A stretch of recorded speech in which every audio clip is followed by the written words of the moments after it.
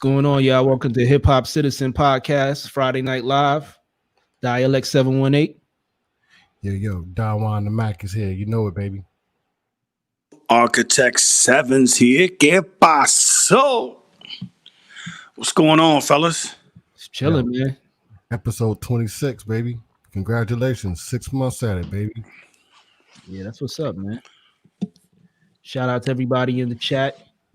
You know, tonight's topic of the show is going to be, did Jay-Z sell Kanye West out? We're going to talk about it along with other topics. We'll probably get into that around, what you guys say, like 11:30, 12 noon? Go with the flow. You know what I'm saying? Yeah, whenever we get there, what's going on, everybody? Yeah, put the comments in the box, you know what I'm saying? Live chat, interactive and stream, you know what I'm saying? Just let us know what you want to talk about. Let it flow. Yeah, tonight, man, tonight is about the guests too. I mean, the people in the comment section in the chat. If y'all want to call in and discuss anything, just click the link in the description and call in and let us know what you want to talk about. Yo, also, man, I know we do the live music. We got Rags at on Monday nights doing Addicted to Jazz 8 to 9, and then occasionally I'll pop on. But just FYI, we're looking at trying to move the music aspect of this over to Twitch because they let us rock and they don't give us too much of a hard time. So, my bad. That's a good point, Architect. That's right. You can catch us on Twitch.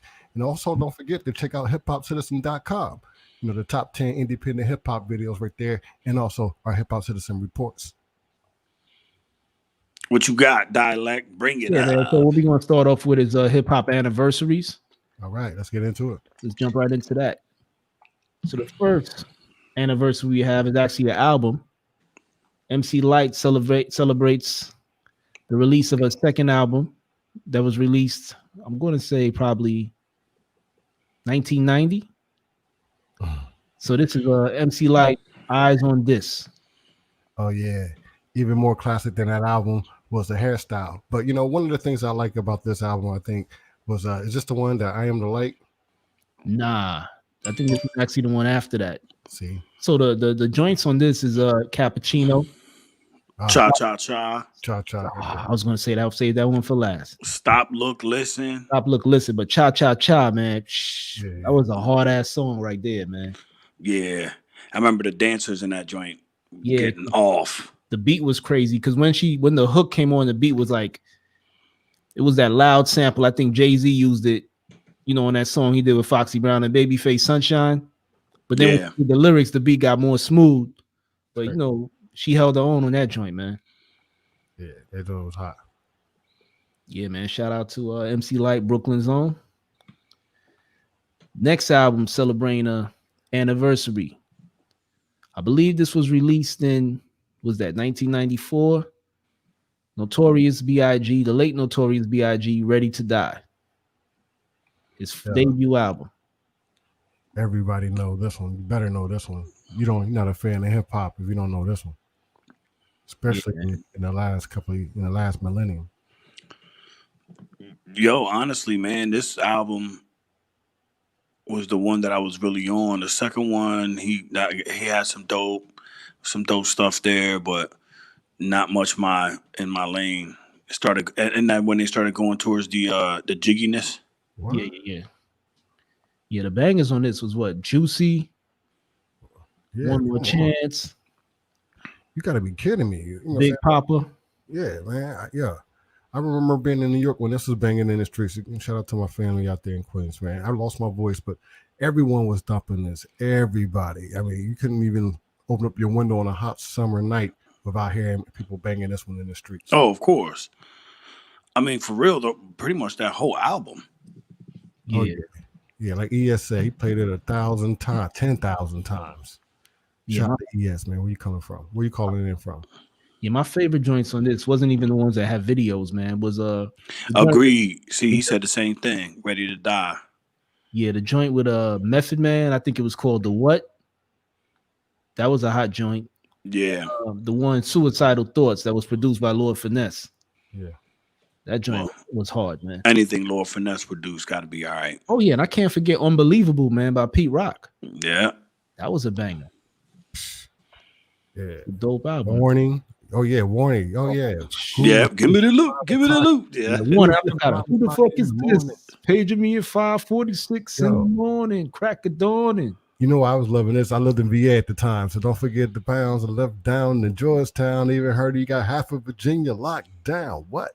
Yeah, classic album right here, man. I mean, yeah. What it's funny, like we just naming joints we forgot. I forgot about the Warning, man. That joint was fire too, man. That whole album. Yeah, classic. Like I said, man, you're not a fan of hip hop if you don't know this one. Or if you're new to hip hop, this is where you start. See, I started getting a little salty with him, man, because that's when the Shiny Suit. After this album, as they started to go on, the Shiny Suit started coming out, and I wasn't a big fan of. Well, yeah, shout out to Fred for correcting me. You're right. That was Primo that produced the Unbelievable. I believe Pete Rock did the remix. Yeah, but that's when the checks started coming in, Architect. That's how the Shiny Suits got there. This thing was bringing in some checks, cash flow, man. You know what I'm saying? What's that mean? Now, what does that even mean? Just because you got checks, I mean, you got to wear shiny suits, man. Cut the shit. Though, man. You got to realize something. Puffy was speaking the lifestyle he wanted into existence. Because when they did that video for Juicy, that was a rented mansion. They said they had water in those champagne bottles. So you know what I'm saying? Now you look at it now, fucking Puff Daddy has his own brand of alcohol right now. Oh yeah, yeah, that's true. That's crazy. That's true at a lot of expensive people's careers. Yeah, my dad came up to me. He said, "Did you know that Diddy is selling alcohol?" I said, "Yeah, Dad. Yeah. Said, I can't stand that nigga's music, but you know what I'm saying? I drink some of his drink." Hey man, he had his own. You're getting every market share. All right, Pops. I know you saw that. Shout out to you, Pops. Word. And another anniversary that happened this week, man. The late Tupac Shakur passed away September 13th, 1996. Wow.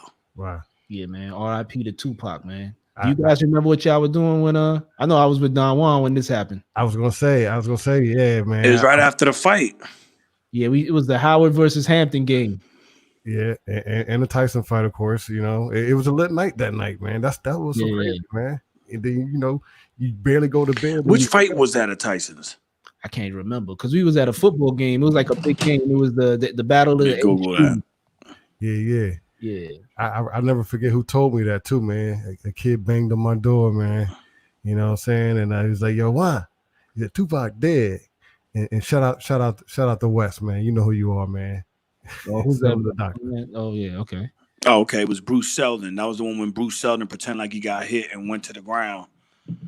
Yeah, man. But Tupac, man, that was the end of like a huge era right there, man. Because Pac had a huge impact on a lot of rappers that came after him too, man.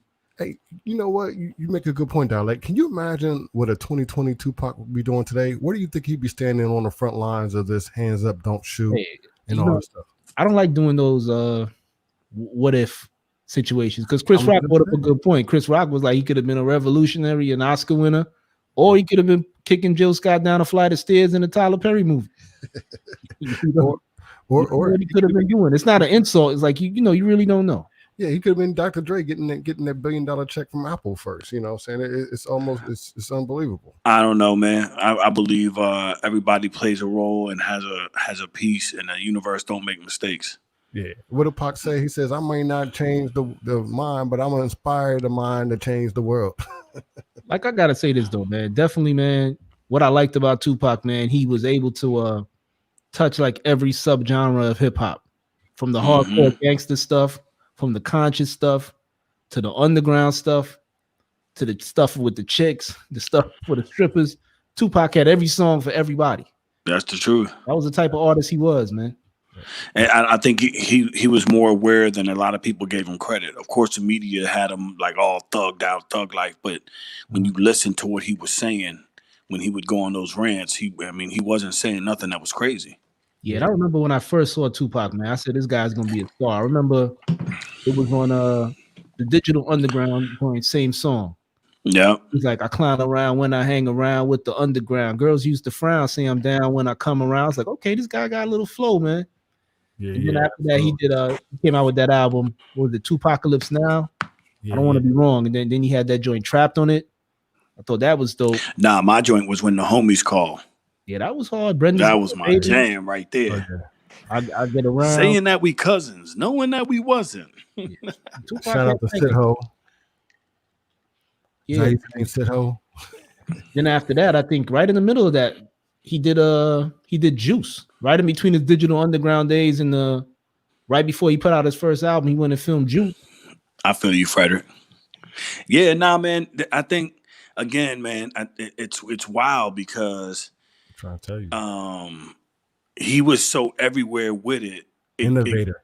But it also made him vulnerable to the larger, as far as how the media portrays things going down. It made him super vulnerable. But when you really look at his body of work, there wasn't a moment that he wasn't trying to speak to the issues. You know what I'm saying? Yeah, he didn't get enough credit for that. And you a bad dude, man. When you dating Madonna, when you got her writing you in jail, man. I mean, that's the type of guy he was. Everybody loved Tupac, man. I don't know if that's a good bar there, dialect. You think he was hitting Madonna long dick style? Nah, but here it is for her though, man. Like she was the biggest pop artist at the time. No doubt. You know what I'm saying? At that time. You know what I'm saying? So Juan, for you to say that, of course, it's a big deal. You know what I'm saying? Well, he was dissing her. He was dissing her, if I recall it correctly. Remember, he was the one that was like putting her out there. Like, man, he didn't give a Fruit Loop about Madonna. No, I mean he didn't, but I'm just saying, that's the type of guy he is. You got a lot of people that are just known in one circle.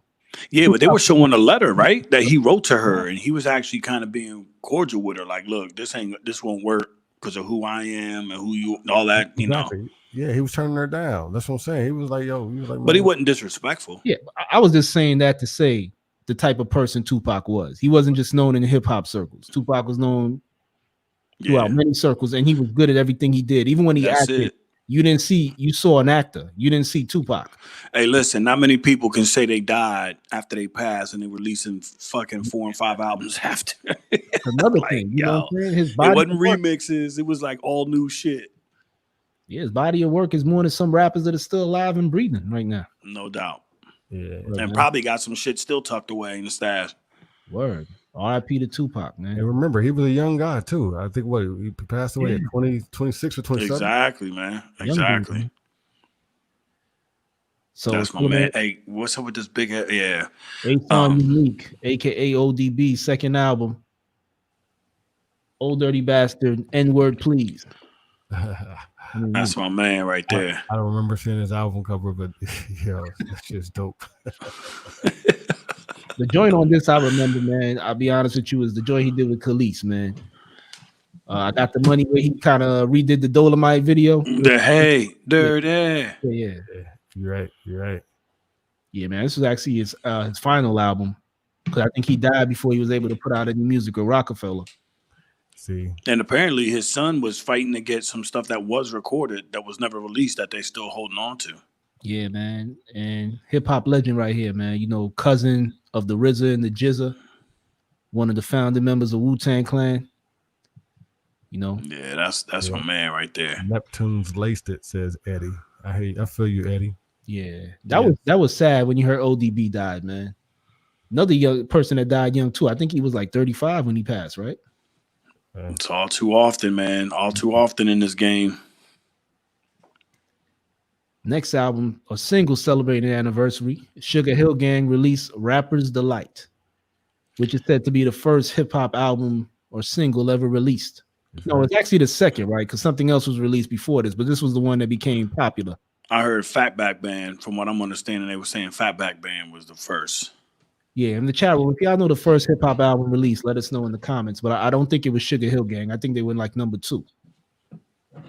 Yeah, what do you guys remember this joint right here? Man, I remember my parents. So my father and my uncle were DJs, so they would each get together every weekend. It was all the Boricuas in one house, and they would rock music. And my uncle played this joint. Yeah. That's what I remember. And I remember waking up in the morning, everybody's passed out, and the needle be on the record. Hopping, you know what I'm saying? Sort of like reefer all through the house. You know. But I still got that record. I still got. I was going to say, Architect, it's funny you bring up memories because, I still have the album as well. My father, too, was a 70s DJ. And so I'm still sitting on a host of classic albums, and I actually still have that one. Yeah, I got that. I got 2 copies. I got one that's still it's still got the plastic around it. I mean, it's open, but then I got one that's kind of raggedy. That's the one they used to rock all the time. Yeah, and this song was all. I think it also got a famous lawsuit involved too, because the beat of this song was just a loop of "Good Times" by Chic. They just took a loop of the break and they just started rhyming over it. Right, and then didn't who was the one that got who was stealing rhymes in this joint? Now he actually wasn't stealing rhymes. Big Bang Hank, I think he Grandmaster Caz just gave him his rhyme book and said, "Hey, use it." Because at the time rappers were probably just putting out mixtapes. They didn't think it was something that was going to become as big as it is. Like what Biggie Small said, the late Biggie Small said, they never thought that hip hop would take it this far. That's for sure. So they called it a fad, baby. They was calling it a fad. That dude was just rapping Grandmaster Caz's beats. You know what I'm saying? And had the big career. Yeah, man. So shout out to Sugar Hill Gang for paving the way for all the artists we see today, man. Sylvia Robinson. Yeah, and I had to put this album up again because obviously I made a mistake last week. I think I said the album's released last week, but actually celebrates an anniversary this week. Nice and smooth.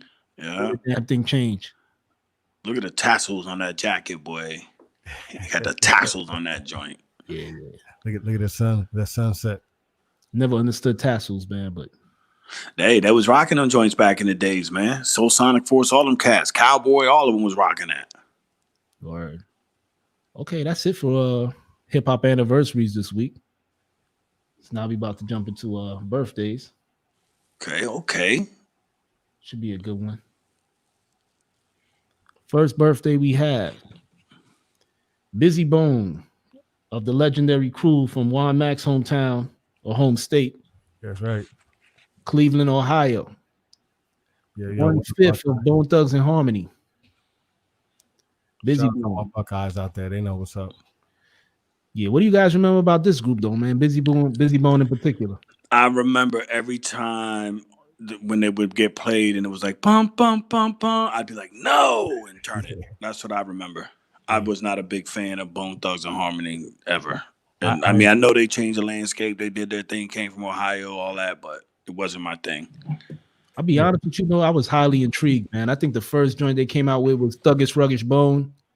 I remember there was some chick singing in it, and at the end of the day, at the end of the song, she just said her name. But I was so intrigued by their flow, how they were able to rap, speed it up, slow it down, then sing, do all that shit at one time. I'm like, you know what? I got to give them credit, man, because I can emulate any style of hip hop except for this. So I have to give them that. They definitely get that originality, an A in originality in hip hop, man, an A+ for that, because I give it to them. Ever able to imitate Bone Thugs and Harmony, man. Yeah, I would agree. Dialect there. I just thought that, like Architect said, they got a corporate airplay, and when they played, it played hard no matter what it was. Yeah, and they did songs with the greats, Biggie and Tupac. You know what I'm saying? They released classic singles. First of the Month was a dope one. Yeah. That's a good one. I ain't heard that one in a minute. You know what I'm saying? It's time to jump that First of the Month. I ain't heard that shit in a minute. Crossroads was another one. Then the last video I remember them doing was a weird one. They did it, I think, with Phil Collins from Genesis. Oh, for real? Yeah, that shit weirded me out, man. It looked like they shot the video in Europe.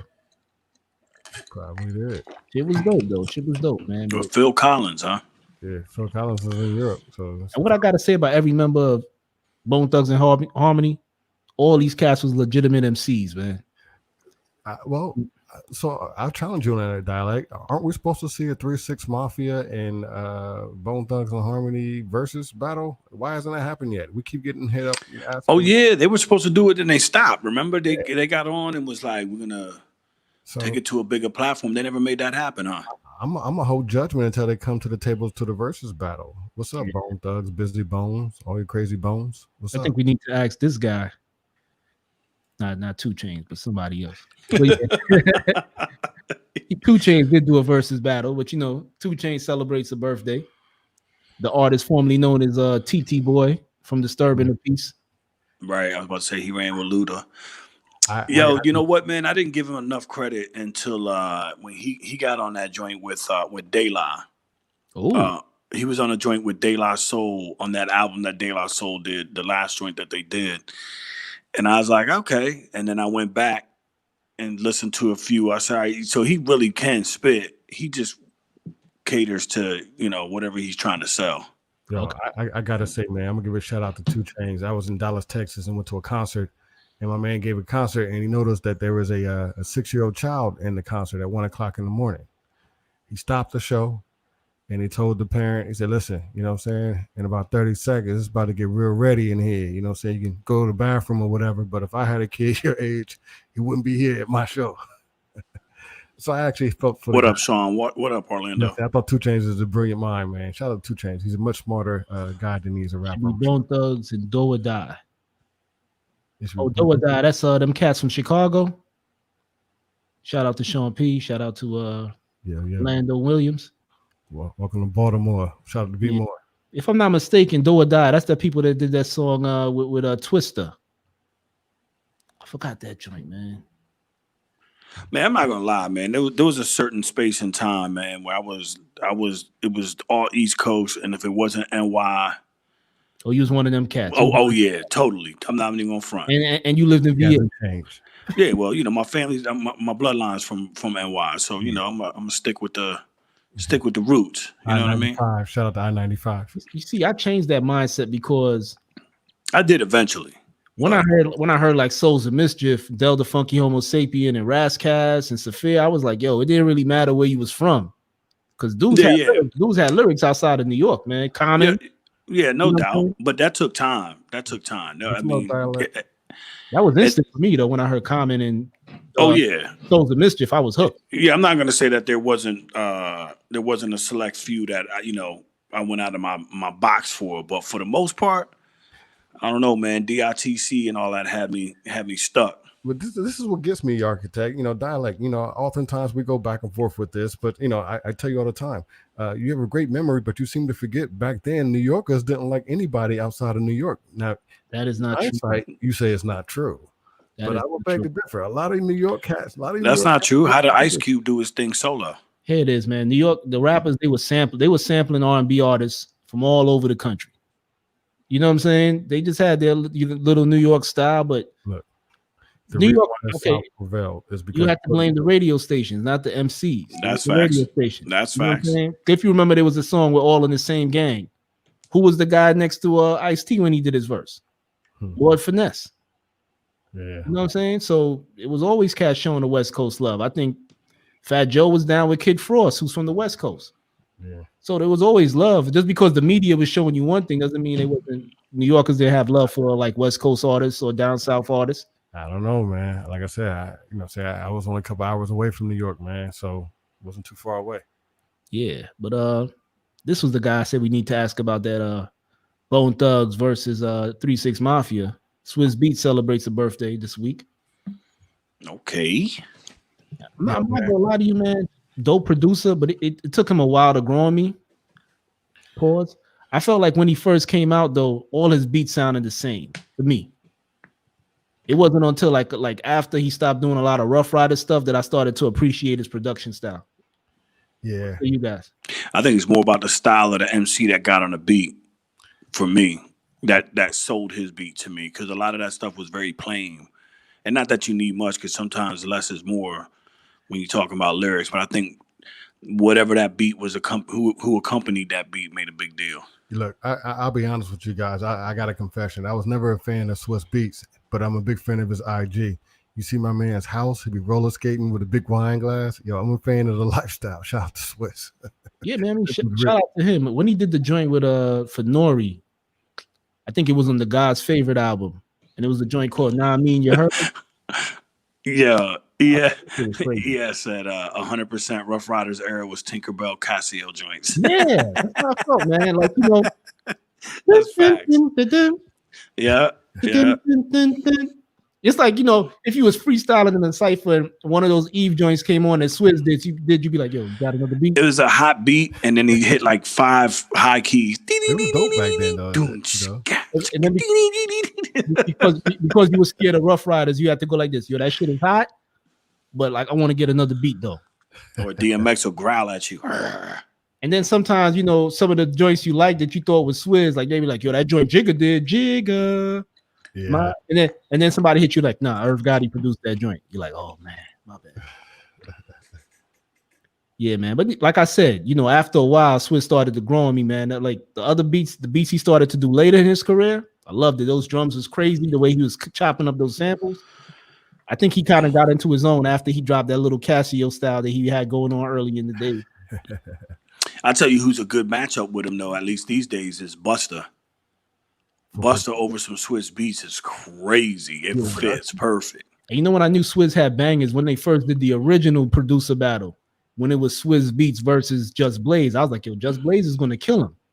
But Swizz dominated that joint, man. He pulled out one that it wasn't released with Nas, I remember that. Jadakiss, and Jay-Z. And I was like, yo, Swizz got some bangers, man. Can you imagine what a lot of these dudes got in the stash that haven't been released just because they're perfectionists and they're like, nah, we're not going to put that out. But just because they probably feel like those beats are too hip-hop and that people won't like it.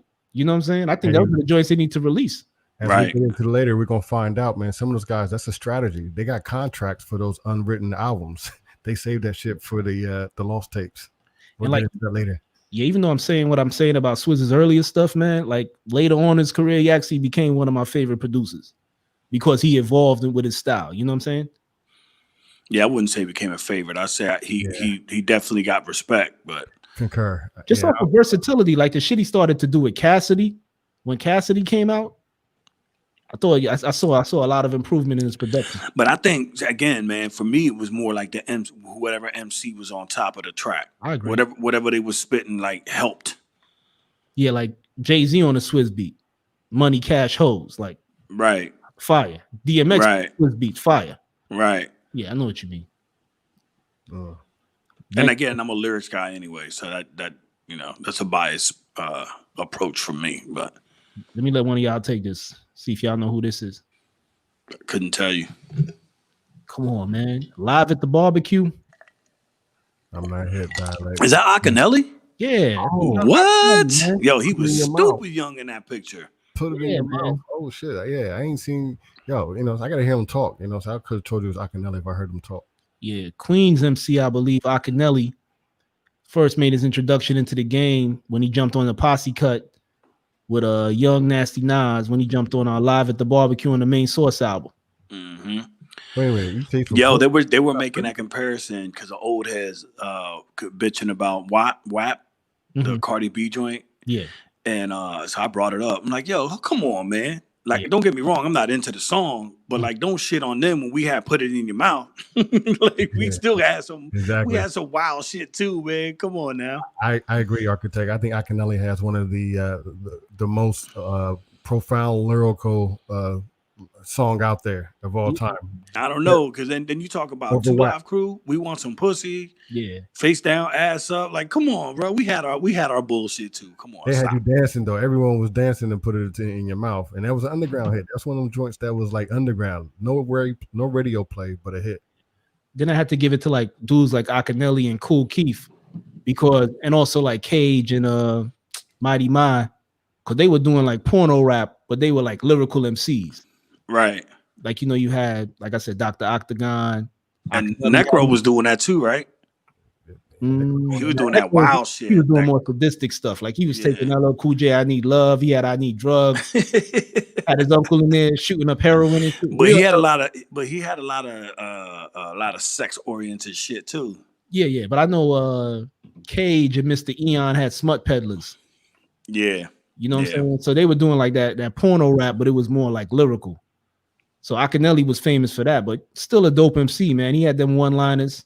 I'm not a challenger. I smack your ass in the middle of next week. He used to say some crazy shit in his rhymes. I remember he's one of those. Yeah, but yo, yes, like you gotta understand, we didn't have stupid YouTube and all that shit back in the days either. So of course it wasn't gonna debut at 50 million. But if you want to talk about numbers, when 2 Live Crew was doing what they was doing, they was getting stupid numbers. Matter of fact, they was trying to ban them. They were to a point they were trying to ban them.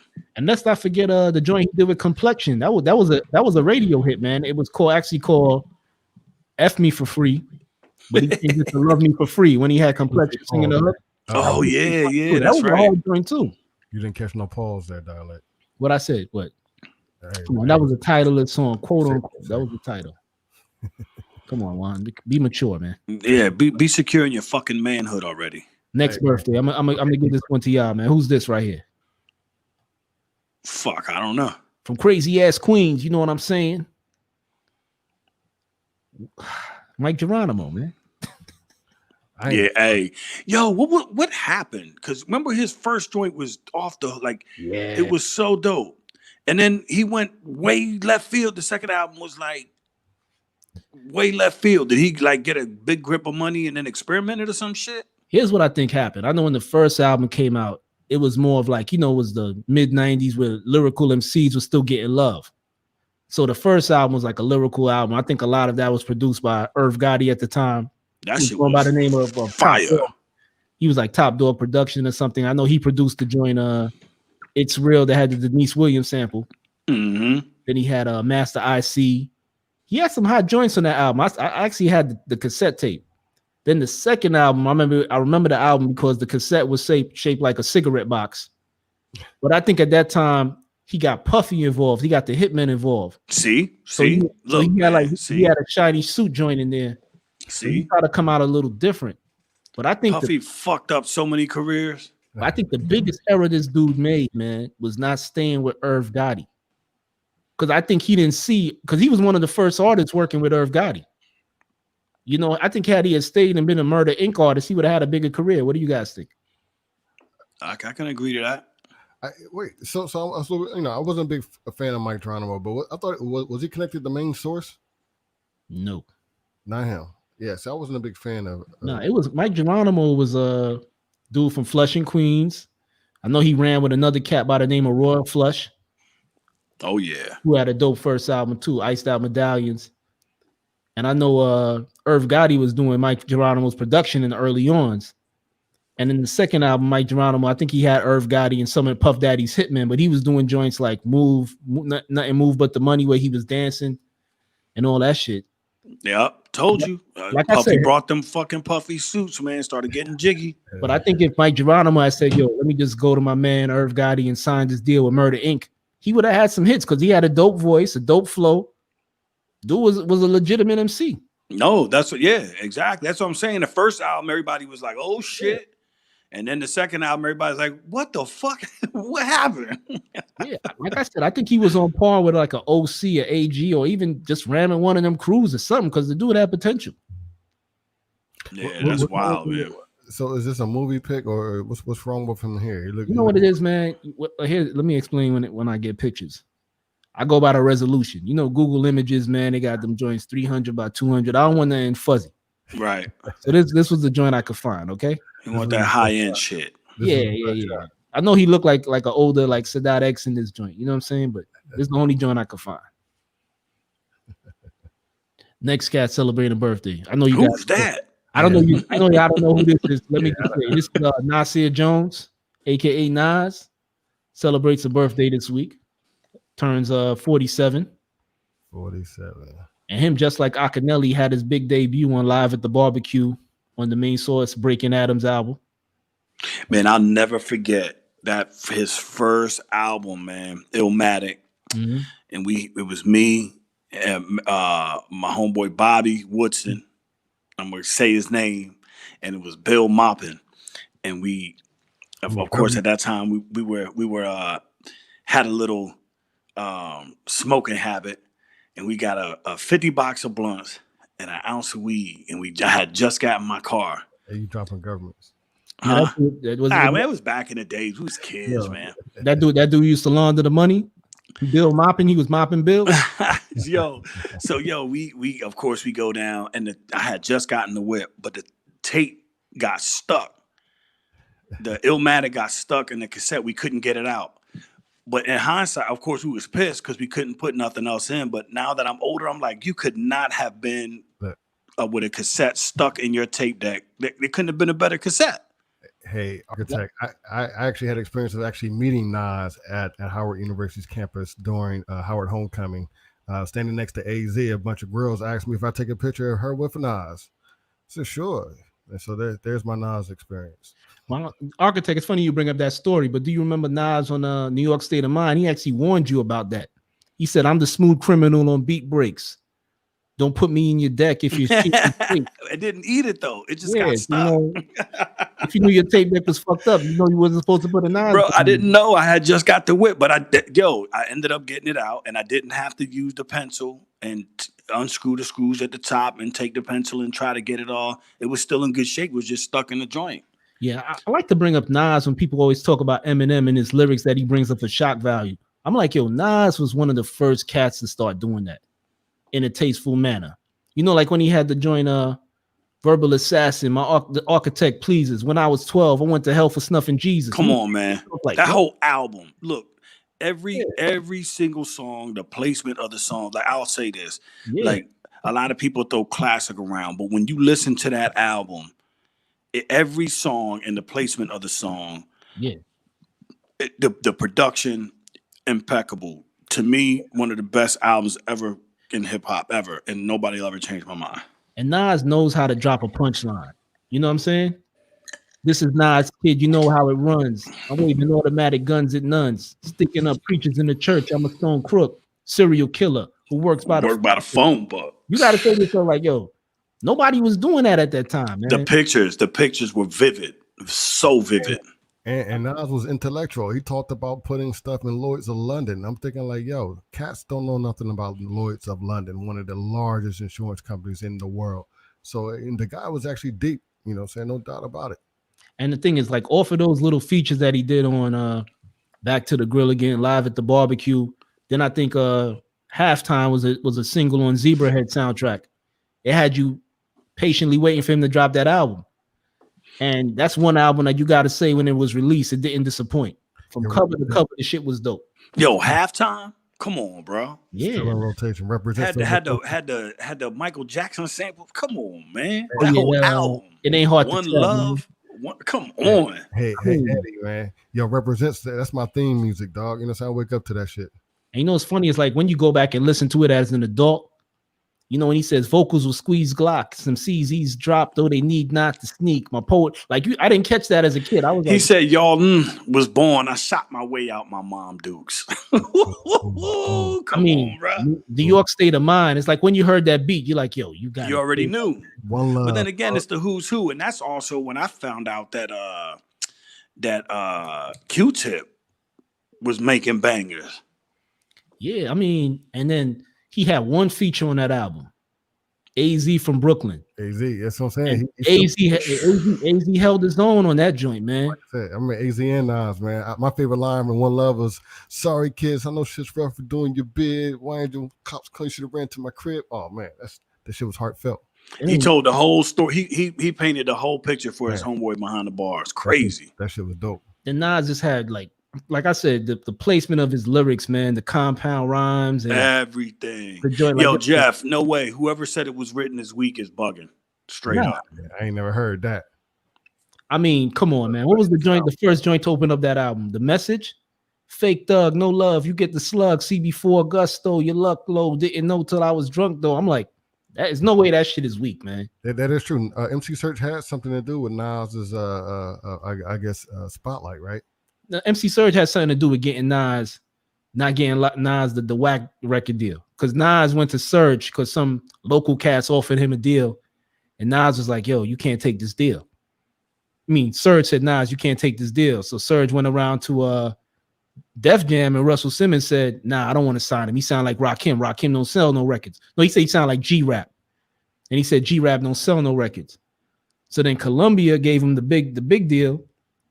And all these cats that didn't get a chance to sign them regret it to this day, man. Hey, yo, and you know what? Another thing, too. Like, we're talking about all the past, but, yo, kudos to him. He went through all that shit. Mm-hmm. Everybody counted him out. Of course, he was getting hit with all the, Khalees and all that drama. Battle. And he bounced back to the point now. He's got a damn investment firm. Yeah. Like, and what is it? That Ring doorbell. Ring doorbell. Yo, he made Pluto crazy TV. loot off that Ring doorbell. My mom loves Pluto TV. He got Pluto TV sold for $300 million. Yeah, but Crazy. going back to the music though, I mean, I know there's a big misconception that Vlad put out there, and everybody runs with it. Talk about, oh, Nas picks horrible beats. I don't think Nas has whack beats, to be honest with you. I think he has just about the same amount of beats as any other artist.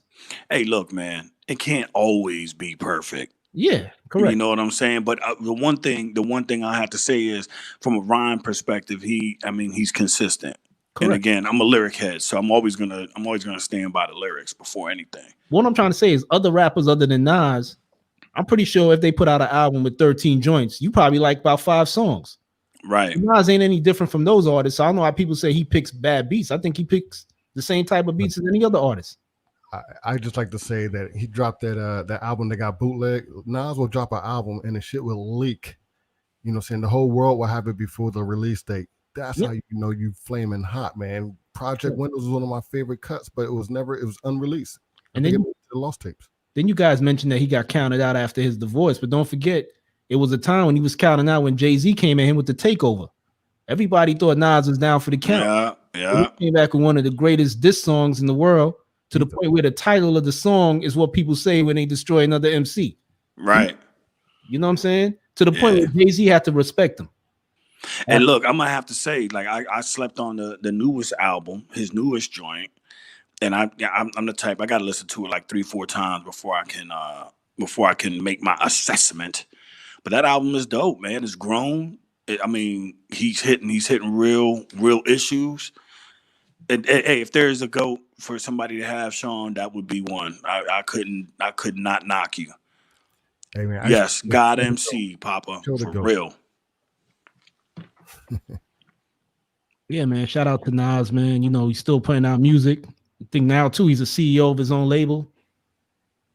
I think it's Mass Appeal Records, where he has Dave East, Stroll, a couple of other cats. You know what I'm saying? Yeah, and that's the big thing too. This latest album is on his own. That's right, Sean. They sure did. Never forget. As a matter of fact, it was written, had just dropped when my crib got raided. I remember that vividly. You know how you hear something like, I remember what I was doing. Defining moments. So what do you guys think about the joint he put out back on the third album, I Am, called Hate Me Now? How he flipped that classical song and made that joint, man. To me, that was commercial Nas. To me, I still love Nas. That shit was hard, man. But I wasn't, it wasn't, I think it was right for the moment. You listen to the lyrics on that, man. You got it was right. Yep. The shit is hard, man. It was right for the moment. I agree. Next cat celebrating a birthday, man. Young cat in the game. Dope MC from out of Stone Mountain, Georgia. Sci-Hi the Prince. Artist. Okay. West good music. Okay. Also, too, a ghostwriter. I know they mentioned him. He was ghostwriting for a couple of other mainstream cats. Probably everyone out of Atlanta. Yeah, man. Shout out to Sci-Hi. Don't got much to say about him other than, he holds it down lyrically, man. This dude right here, man, it's T. La Rock. Wow. The first artist to release a single on Def Jam called It's Yours back in 1984, produced by Rick Rubin. Rick Rubin. He's also the older brother of Special K from the Treacherous 3. So this right here, he's a pioneer in the fact that he was the first artist that came out on Def Jam. Wow. So he was the Craig Mack of Def Jam. Got you. Yeah, T. La Rock. I never understood the names back in the day, man. When dudes used to have like Mike Ski, Coke La Rock. You know what I'm saying? I guess it would be the same as Lil. Oh, Lil, yeah. Like my name would have been Dialect Ski back in the day. Mm-hmm. I mean, this cat, I know you guys get on me for posting certain birthdays, but Florida celebrates a birthday this week. What? Are we doing this? Are we really doing this? Oh, that's painful. That's like torture. I thought it was the guy from I Got the Power. What? Chill Rob G? Yeah, nah, bro. Not Chill Rob G. CNC Music Factory, dude. Music Factory, right? Yeah, there you go. thought you were trying to throw a fast one at us. Yeah, let me get off this. Come on, Flow Rider, man. Yeah, Dougie. Dougie. My man. Hey, yo. All right. Dougie. Yeah, hey, not all the way to heaven.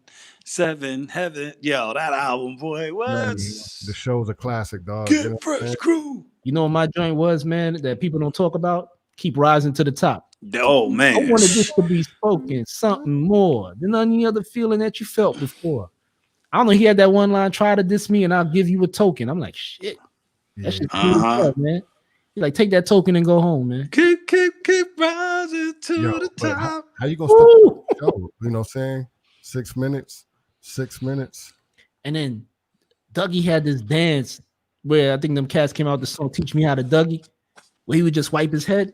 Yeah. That shit just looked mad smooth when Dougie did it, man. Yeah. For sure. And before Rozelle and all these cats, man, Dougie Fresh was the originator. Hey, Sean, nobody's knocking his business game, but I mean, for what we talking about, you know, Flow Rider, come on, man. Ain't no Sean. All of us got you by over 10 years over here, man. So, you know, by the time he came out, you know, we was like, yeah, you know. Yeah, man. I agree with Gary, man. You can't step over the show, man. Come on, man. You young cats would come up to us and say, yo, man, Pitbull is in my top 10, you know. Okay. Pitbull is tremendo culo. What was that guy from last week? A red somebody. That's your talking about for LMFAO or whatever that shit was. Yeah, that's your era, man. LMFAO, Flow Rider. Red Foo. Yeah, somebody would say Red Foo's in my top 10. If Red Foo's in your top 5, hit me up. Yo, but going back to Dougie Fresh, man. Dougie Fresh was that dude, man. I mean, remember he beatboxing the whole song for Little Vicious? Yeah. Freak. And when they did the live performance, it wasn't even a DJ. Dougie Fresh was there beatboxing the entire beat, man. Mm-hmm. And the first time you guys remember the first time you saw Dougie Fresh? I think it was in the movie. Was it the movie? Was it Breaking? Or was it was Beat Street? When the cats was performing on stage and they was doing like the Three Wise Men, and they was like, yo, what you got? I got a beatbox from that kid named Dougie Fresh. Yeah. Through the curtain and he started that was Beat Street, right? Yeah, that was Beat Street. Yeah. Ho, ho, ho. He's a open chef, up your door. Right? You got a restaurant, the chef. Dougie's still man. Dougie Fresh is that dude, man. I mean, classics, man. You play Ayo all right, you gonna dance. You play Keep Rising to the Top.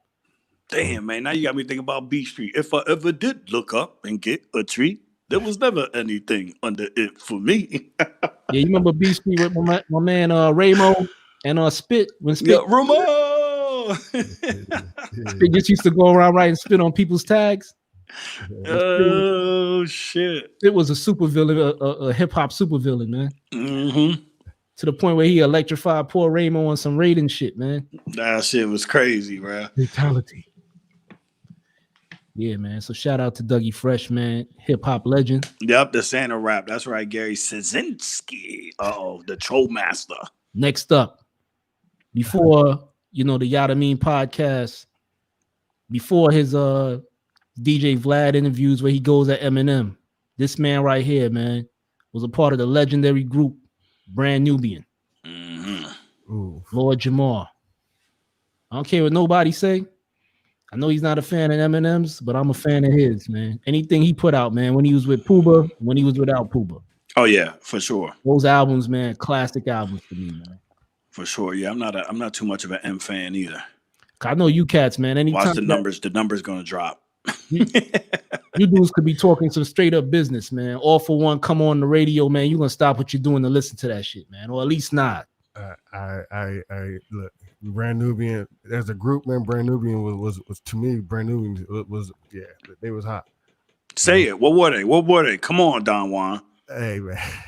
And then, I'm trying not to say what I wanted to say, but then you get these young cats out there that talk about, yo, Lord Jamal, he was the wackest of the crew. I'm like, yo, all of them cats was nice. They had their own. Each of them had their own, but for me, Puba was always the standout. Puba was the standout. But when Puba left, Punks Jump Up to Get Beat Down, that In God We Trust album was Jamal, and I think Jamal mostly produced that entire second album. Yo, that collab with Mary was tight. What's the 411, huh? Yeah, with Pooba, That's yeah. cool by itself. Yeah. But honestly, when Pooba broke off and did 2000, that album 2000 was crazy. Was it 2000 or was it 2000, no? 2000, and he had the Yeah, my joint was real to real. The joint that had 360. yeah. What goes around Yeah. comes back around. Then he had the Yeah. joint Mary J. Blige. Check it out, y'all. Check it. Yeah. Check it out. Yeah, but Jamal, man, I mean, Man, y'all are old, man. them joints he put out with that In God We Trust album, Love Me or Leave Me Alone, Punks Jump Up to Get Beat Down, produced by Diamond D, Allahu Akbar. Then they had ES is ahead, bro. Look, man. He's talking that shit. what he said. Brand Nubian album After Foundation was so disappointing, though it actually hurt me. Yeah, because I think it was that time when like the late 90s, early 2000s, hip hop just changed dramatically, man. It was just nobody was checking for those cats anymore, unless it was like Jay-Z or Nas. They weren't really checking for a lot of those cats from the late 80s, early 90s after that.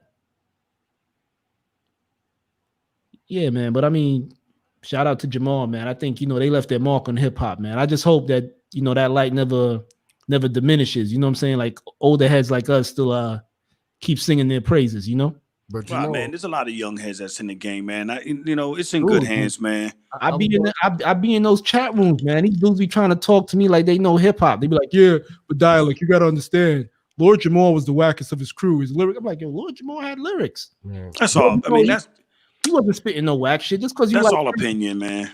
I don't get it. I can't let that shit bother me. Correct, it don't bother me, but they're just saying that because they're M fan. You know what I'm saying? And he doesn't like it.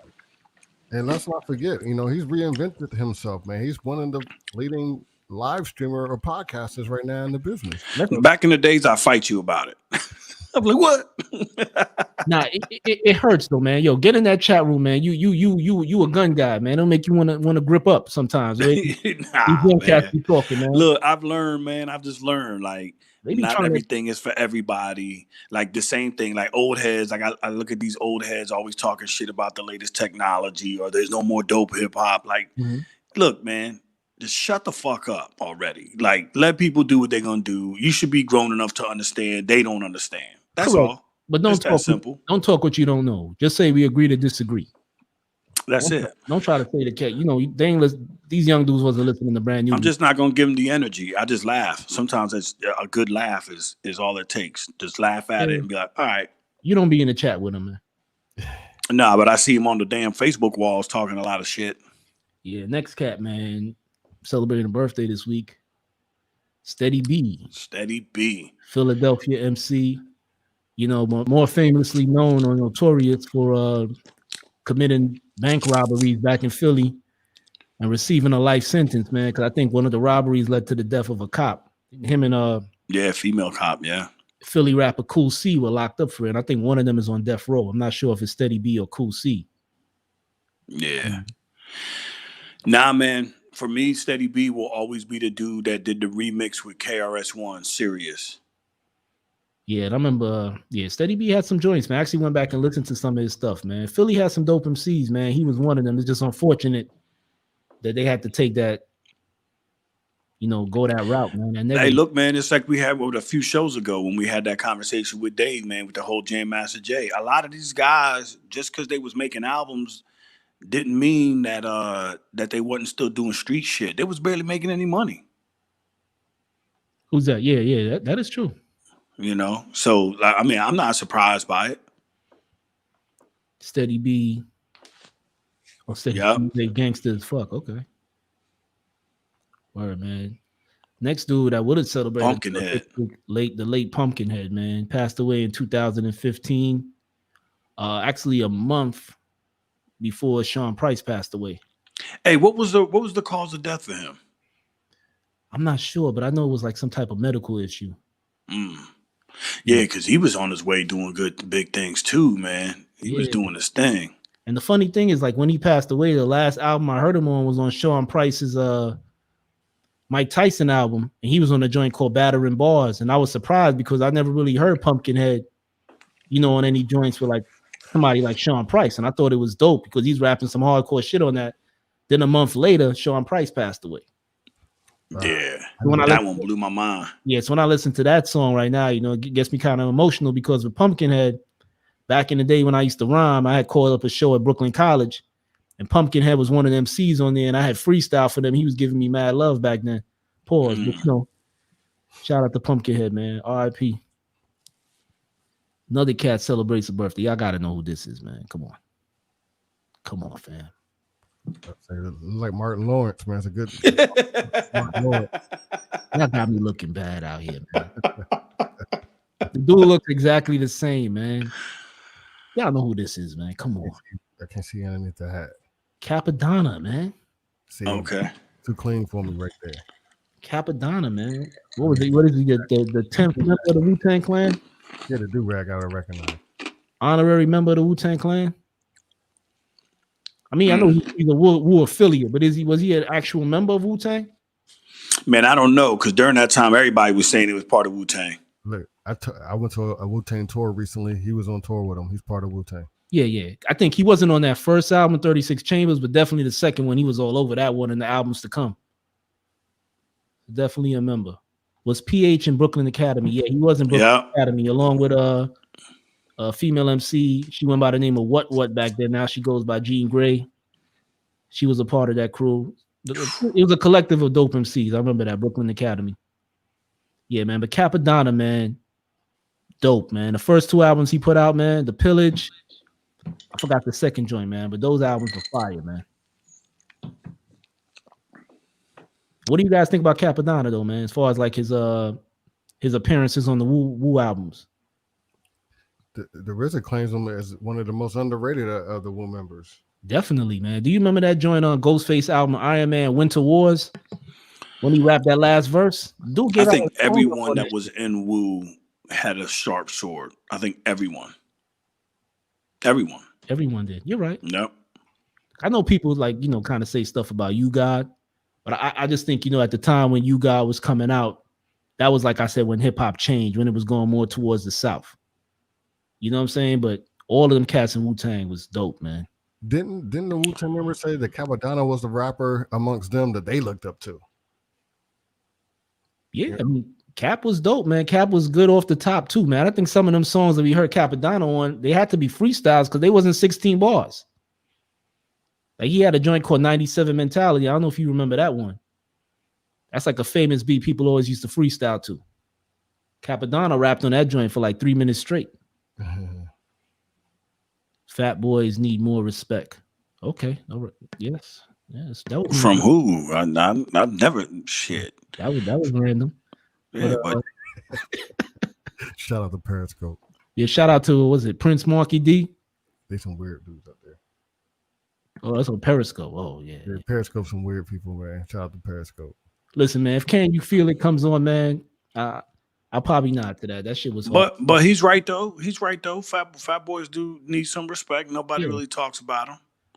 They were the first, I think, gimmick rappers, man. They came out with a gimmick. They just looked and said, "You guys fat, man, so you can call you the Fat Boys." Well, they had you had Heavy D. They had movies. Yeah. You know what I'm saying? They even did a joint with the Beach Boys. Yeah, man. But Wipeout. Going back to Capadonna, the funny thing is Cap is still he's still putting out music, man. Cap is still putting out music, man. I seen him put out a joint with Carlton Fist and JoJo Pellegrino, man. He's still putting out joints, man. Damn, Carlton's still rocking, huh? Yeah, the dude that was the dude on the Method Man album. Yeah. I don't know if he got locked up, but he just popped out of nowhere on this Capadonna joint. And JoJo Pellegrino, that's the Italian rapper who was dope. You know what I'm saying? Grew up in them neighborhoods where the Castellanos used to live. But he's nice with that pen too, man. But yeah, Cap is still putting out music, man. And all the members of the Wu-Tang Clan, they still got it, man. But the Fat Boys, man. Yeah, going back. Going back. Forster started some shit. Fat Boys need more. I agree, man. Oh man, he's a Patriots fan. Man, no, man. Fat Boys don't need more respect, man. Nah. Hey man, call in, man. The link should be in there, man. Let me post that link so you can call in. He's out and, there. Let us know more about your Fat Boy love. My first rap concert for sure. Fat Boys though, off subject. Come on though, the human beatbox was funky though.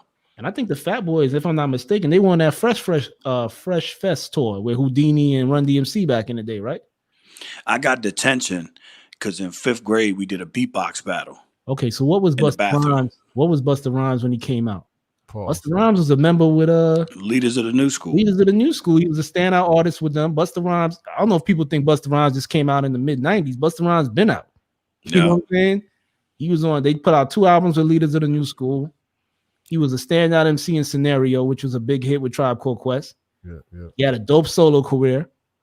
I don't think Busta Rhymes is a gimmick at all. I think Busta Rhymes is just raw talent, man. Yeah.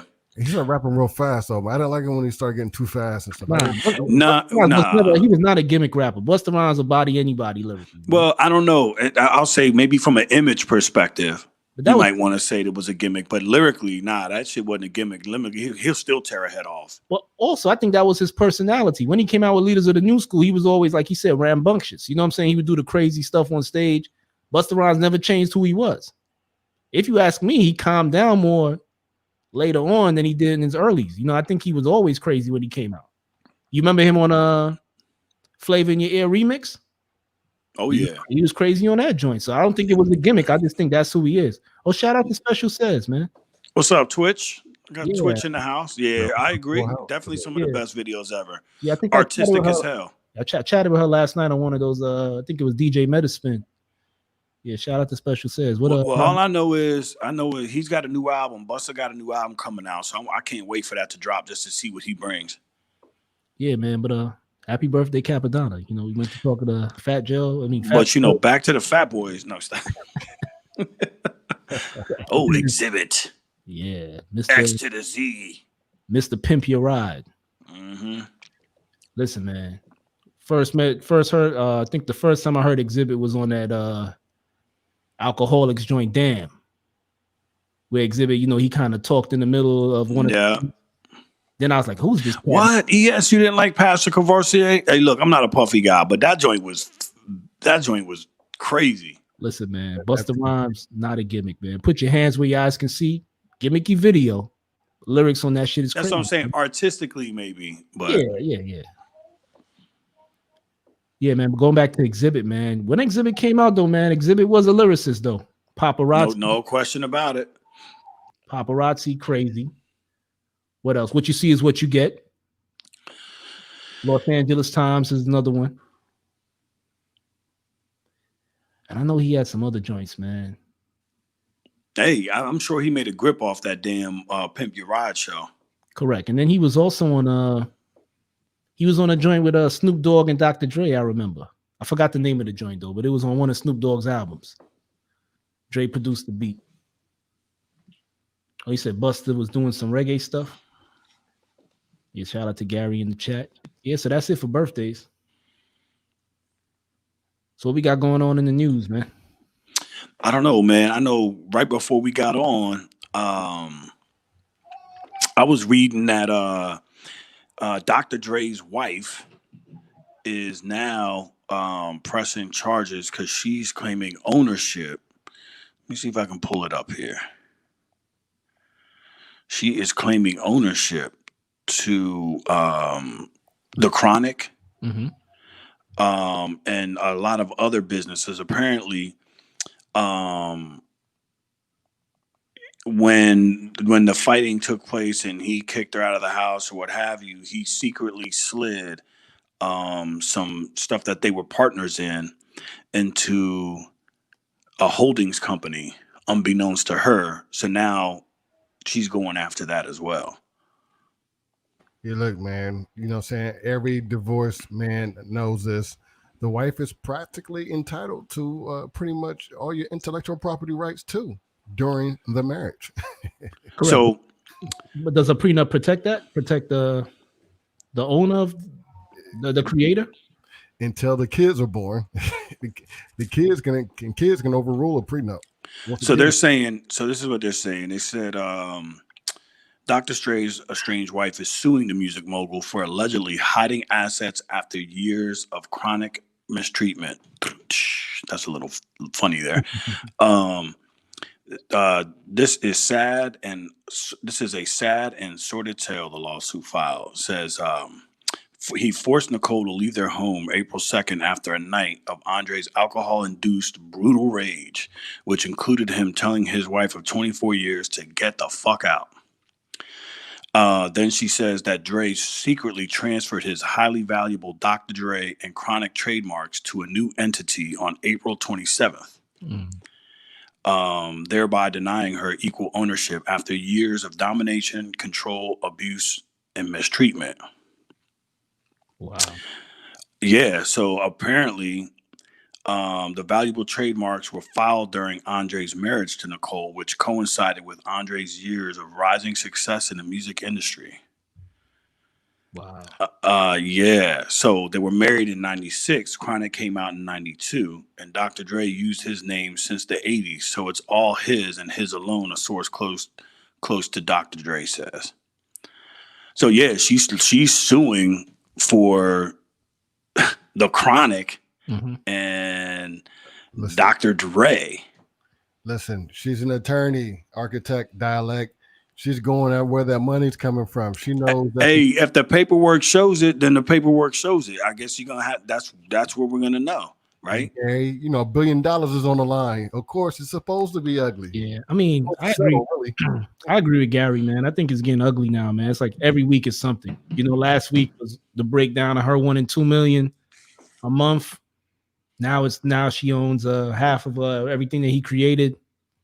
I don't know, man. I just feel like it's taking an ugly turn. I don't know if it seems like she's doing this to force a settlement or force a settlement that she wants. 24 years, dialect. Aren't I entitled to something after 24 years? Hey, look, if they're saying that, what was it? They're saying that, I'm trying to see when the album, the argument is, the couple was married on May of 1996. They were married in 96. Chronic came out in 92. Okay. So what does she got to do with that? Hey, listen, you know what I'm saying? That's just law, especially in California. Brian Rags said, Angela, call in. What you guys think, man? I mean, let's anybody out there, man, dial in. Let me hear what you think about this. I think it's a little bit of bullshit. If they were married in 96 and the Chronic came out in 92, where does she get off thinking she has ownership to that? That was prior to her being involved. And if there was a prenup, as they're saying, then what? Oh, you want to get into tort, huh? Okay. Contract law, huh? I mean, that's what it is at this point, because you're gonna have to show it. There's gonna have to be some date stamps, some signatures that's gonna prove that. I think it's more like what she would like to get than what she's legally, you know what I'm saying, obligated to get. You know what I'm saying? She would like to get half of the rights to that. She would like to get $2 million a month, but is she entitled to that? Right. Right now, she's like, you motherfucker. Or I'm gonna take it all. Or if anyone knows, or if Donald Trump even knows, or anyone knows, the name of the game is, you know what I'm saying, you fight legally until someone gives up, until you say, listen, this is not worth it. Let's just settle. That's what I'm trying to say. It just seems like all of this stuff is getting put out in the news to try to force Dre's hand to do something, to just end this behind the scenes and let her get what she wants or close to what she wants. Well, it just goes to show you can be a billionaire and you're still gonna have to deal with some shit. Hey, I mean, he was in a drunken. They say, well, their article says he was in a drunken rage, and obviously that particular publication is obviously not a Dre fan. Yeah, Royce said it on the album that he did with Primo called Prime. I think it was on a song called Prime, where he said the only time a woman made a man a millionaire was when that man was a former billionaire. But she's trying to turn Dre back into a millionaire from a billionaire, man. Hey, man, it happens a lot. Too much. Speaking of billionaires, man, the hottest topic, actually the title topic, is this right here. He allegedly sold Kanye's masters to get own masters back. Hey, listen. This title is kind of deceiving. You know what I'm saying? The way the title came across and everybody read it and thought Jay-Z just sold Kanye's masters to get back his masters, when Jay-Z actually sold an entire record label and the catalog that came with that record label, and Kanye's albums and contracts just happened to be a part of that record label. Okay. And Okay. all he wanted in return was his masters for that. So that's a fair assessment. But Mhm. if, as they said, that's my little homie, that's Big Brother. Yeah. Yet and still, you allowed your little brother's masters to get sold for your gain. But wait a minute. Hold on. Of course, you're gonna be for it, Juan, because it's money. Got you. But go ahead, Juan. I'm just saying this is the American way. Tort reform, contract law is in the U.S. Constitution. It's right next to IP, intellectual property rights. Well, that's cool. That's cool. But if I know, look, I'm gonna say it like this. I won't. Let me not say that because that could fuck me up. But I'll say this: if you know something's coming down a pipe, and that's your homeboy, contract law and all the Constitution and all that good intellectual bullshit ass talk means nothing if you know what's coming down a pipe. But architect, we talk about this all the time in dialect behind the scenes. We know the difference between Kanye, the personal man, and Kanye, the performer. The contracts are with the performer, not you as the homie. We still homies. That's just business. Yeah, that's fucked up business if that's your homie. But it seemed like Jay-Z at the time, it wasn't no malicious intent towards Kanye or any of his artists. It just seems like he severed ties with Dame Dash and Biggs. And I just think he just wanted to like dissolve the entire record label. So he sold it and all the music that went along with it. And I just think he wanted to own his masters for himself. I don't think he was really thinking about the artists. But it seems like this is common practice that other record labels do this too. Oh, agreed. I'm not denying that. Let's go back to Jay-Z, right? I mean, every artist, right? Every artist is trying to buy back their masters. But the ideal is you're not going to buy back your masters with selling your own music. So Jay-Z has always been plotting, whether it was Kanye or anyone else on the Rockefeller label, to get his masters back with the sell. There's nothing wrong with that. That's perfectly normal. Yeah, but Kanye went all out. He actually posted like, I think 114 pages onto Twitter of his entire contract. What does Kanye gain from that, though? I mean, what would be the point? I'm trying to figure that out. But this was his response to all those people that think he had a beef with Jay-Z. This is what he had to say. Don't let the system pit us against each other. Jay is my brother. I have eternal love for all artists that have been through and are still trapped in the crooked system. Jay still doesn't get his own masters back for 10 years. I will see to it that we all get our masters. So, it doesn't seem like there's any hard feelings towards Jay-Z, when it comes to Kanye. And That's then, what I'm saying. And then according to them, Kanye's artists on Good Music have the same contract he had with Rockefeller. So here's the thing, right? Why is it that makes Kanye crazy? Speaking out against all this shit. Like I've been seeing a lot of people responding to all this. Oh, he done fucking lost his mind. I mean, outside of the fact that he says he's Moses, well, damn well he's just trying to get a rise. Mm-hmm. But when he speaks about these things about ownership, when he speaks about ownership and about the what he foresees, or is trying to foreshadow or bring into reality, into his life, why is he so crazy? Like, that's great. I love that. Fuck, that's right. Piss on that Grammy, damn it. Piss on it, all over it. Yeah, that was Kanye West pissing on his Grammy. But you know what? Kanye West is the only one to really piss on his Grammy. Lil Wayne is known to use his Grammy as a blunt ashtray. And I remember one time on Cribs, Ice-T was on Cribs, and he had a broken Grammy. He just said, "This is how much I care about this shit right here." He just and everybody's like, "Oh, he's lost his mind because he's pissing on a Grammy." Lie. Don't you understand? Like, way back in the days, the issue with the Grammys was there. I mean, Will Smith boycotting. Like, there was a lot of people that wasn't down with the shits with the Grammys and all that. I just think Kanye West, I don't think he's crazy. I just think he's guilty just being extra. You know what I'm saying? It's a way that he is. Yeah, that's it. But it's like you did all of this, and of course the media outlets. But I like the fact that they ran with the story and made it seem like Jay-Z was trying to play Kanye. You know what I'm saying? I didn't like the way they made it seem like Jay-Z was just out to like rob Kanye so he could own his shit, like make it seem like he's some type of selfish person. I ain't like that spin on the story. Yeah, well, they're always gonna do that.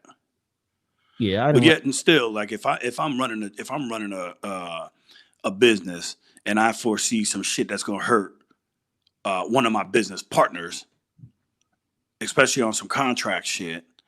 I think and this is just me, and maybe that's where the whole morality versus business, all that bullshit takes place. Like I'm not as cold-hearted to be like, well, fuck it, I'm just gonna sell all the shit.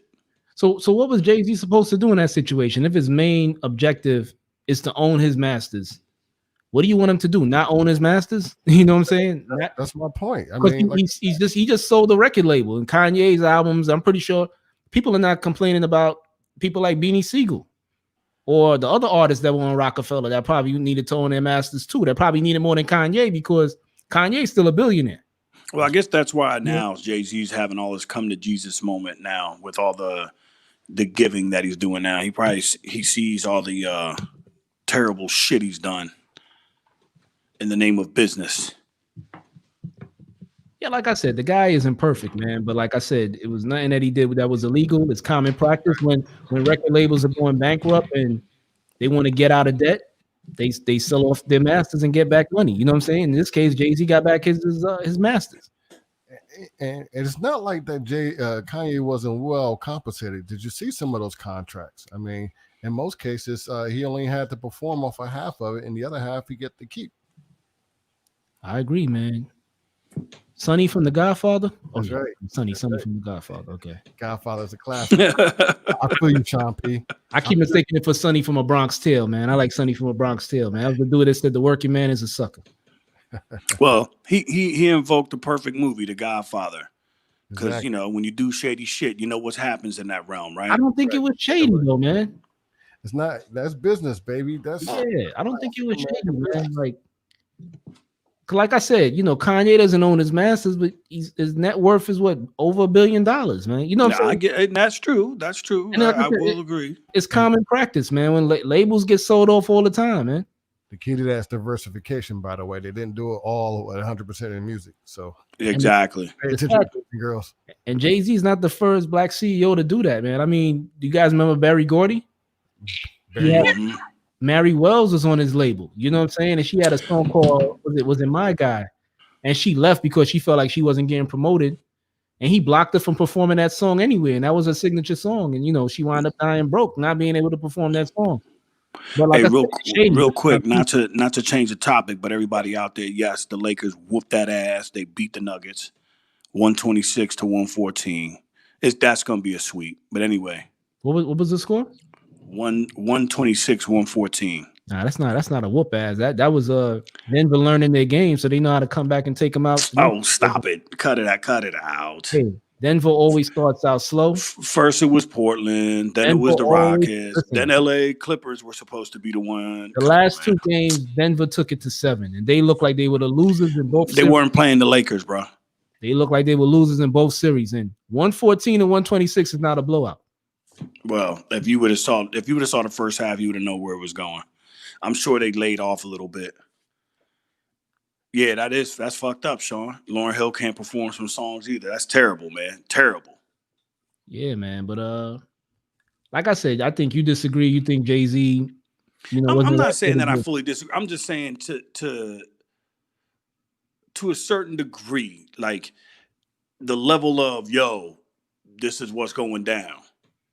You know what I'm saying? Like, come on, bro. He could have gave him the heads up and say, look, man. But, you know, how is he going to do that? Because if he had gave Kanye his masters. And then maybe their relationship isn't what it seems on the surface anyway, too. I mean, that could be it, too. Like, on the surface, it's like, that's my big brother, but they probably don't even really fuck with each other that much. Because you got other artists that could have benefited from owning their masters, too. Like Beanie Siegel, Freeway, Memphis Bleak.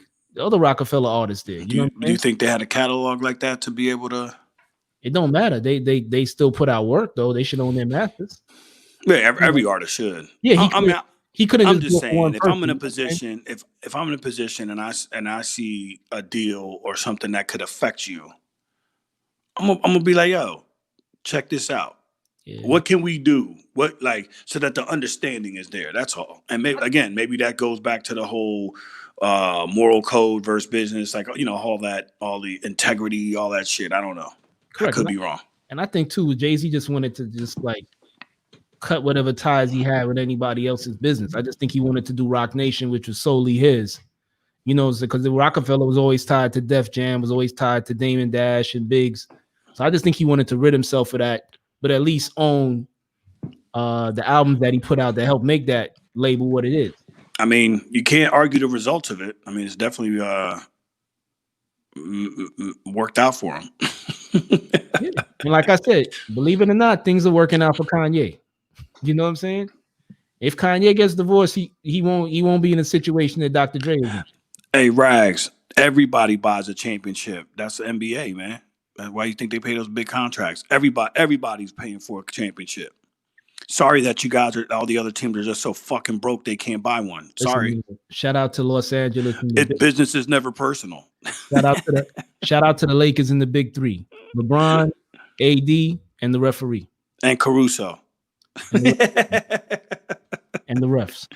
Nah, hey, yo, early on the refs were hooking us up, but that's great. Yeah, we're gonna have episodes like that coming up, Sean P, where we talk about the music business. Stay tuned for that. Yeah, man. So what else is going on in hip hop, man? Hey, man. Couldn't tell you. No. Oh man, I wish that this board would work with this software, man, because I got so much dope shit, man. You know, Craig G just dropped a new album. The Lox album. What do you think about the new Lox album? I haven't gotten to it, man. Man, that album. Anybody out there listen to the Lox album, man? Give me your opinion, man. That Lox album is fire. And I'm be honest with you, I wasn't even a Lox fan. But man, that album is incredible to me. Question: Was it? Did you hear the Conway album? I haven't finished listening to that, man. What you think? I thought Kanye's album was Conway, not Kanye. Yeah, I keep mistaking them cats, man. Conway album. That shit was fire, man. Told you downstate, don't pay attention to nobody upstate, nowhere else. What you said? I told you downstate New York cats don't be paying attention to no one else, man. They think it's only New York City, man. They got to pay attention to everyone else outside of New York City. Lox is from New York, though. Oh, I thought you were talking about Conway. I'm sorry. Conway from New York, too. I thought, but yeah, Conway's from upstate. Yeah, but it's still New York. You gotta. Yeah, I mean, that Conway album is hot, man. I mean, I thought it was dope from cover to cover. You know, and then you also had interludes in there from the late DJ Shay, you know, who's a Buffalo hip hop head who helped push Conway and Benny the Butcher, and I believe Westside Gun also. So it was a dope they paid homage to DJ Shay on that one. So it was a good album. Chat box is hot, man. What did y'all like out there in the chat? What was your favorite joint on the Conway album? Everyone act like they seem like they like it. You know what I'm saying? What was your favorite joint? Shout out to the man. chat Call box. in, man. You know, we got some time, man. Let's have a discussion, man. Yeah, I can tell you one of my favorite joints, of course, was Lemon, but also more importantly, I was a big fan of Spurs 3. Yo, but Kanye went off on almost every song, man. Hey, Siho. Yes, Buffalo. Where you from, Siho? Did I say that right, Siho? It looked like Sit Hole, or maybe Satoli. Satoli. Oh, okay. I mean, yeah. Let us know how you pronounce it, man. Put it Satoli in there. What's the word? What's it? Phonetically? Damn, man, you can tell you're educated dude. Dialect. I would have. Does Conway LP does Conway LP have drums in it? You see. like Westside Gun always says, man, it's art, man. I think South Africa. Okay. South Africa in the house. Shout out to South Africa. What's up? Welcome. Buffalo's upstate. Shithole. Yeah, Buffalo's near Canada. I think it's separated by water almost. Yo, what did Juan say about the gun cats that they sound homogenous? Hip hop is not just one thing. Everybody got to be boom bap. You know what I'm saying? Some cats got to be different, man. For sure. I like a smooth R&B loop, like what Ghost and Ray used to do, with some hardcore lyrics to it, man. And I think Westside Gun, Conway and Benny the Butcher, they do that perfectly, man. And hey, hold up, man. I don't think we gave enough props. Yo, South Africa in the house. What's up, South Africa? Yeah. Come on now. Shout out to South Africa. Yeah, man, you gotta give props, man. Give props where it's due. South Africa. What's up? South Africa, man. Hit that, click that link, man. Call in, man. Yeah, call in from South Africa. Is that Sitole or Sitho? because our president calls it shithole countries. So I just want to know if it's Sitole. Maybe he mispronounced it. Maybe he meant to say people from Sitole countries. No, he's stupid. He said shithole. Yeah, call in, man. Call in. Let's see what South Africa got. Hey, Kanye West also revealed that Eminem raps on delayed Dr. Dre produced Jesus is King album. What do you guys think? Shouts, man. Call in, bro. Say that again.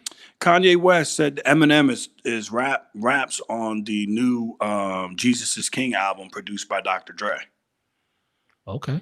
So he's got a new album coming out. Surprise. Oh, but I heard that's another thing. I heard he's gonna delay that until he can renegotiate these contracts, though. Where he said, whatever. And that shit'll drop out the fucking blue. Yeah. Go ahead, Don.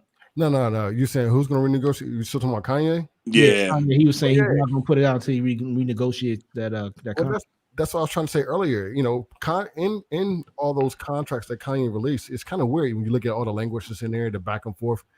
Kanye has a clause in his contracts that says that he's allowed to drop an album for his unreleased music that he's recorded but unreleased. So basically, there will be at some point, in order for Kanye to meet his quotas to get closer to his fulfilling his contract obligations, best believe there will be a Kanye lost tapes. It's in his contract. It's already written. It was written? It's already written. We got a call in here. Who we got in the green room?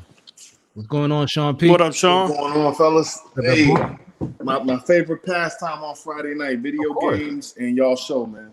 Okay.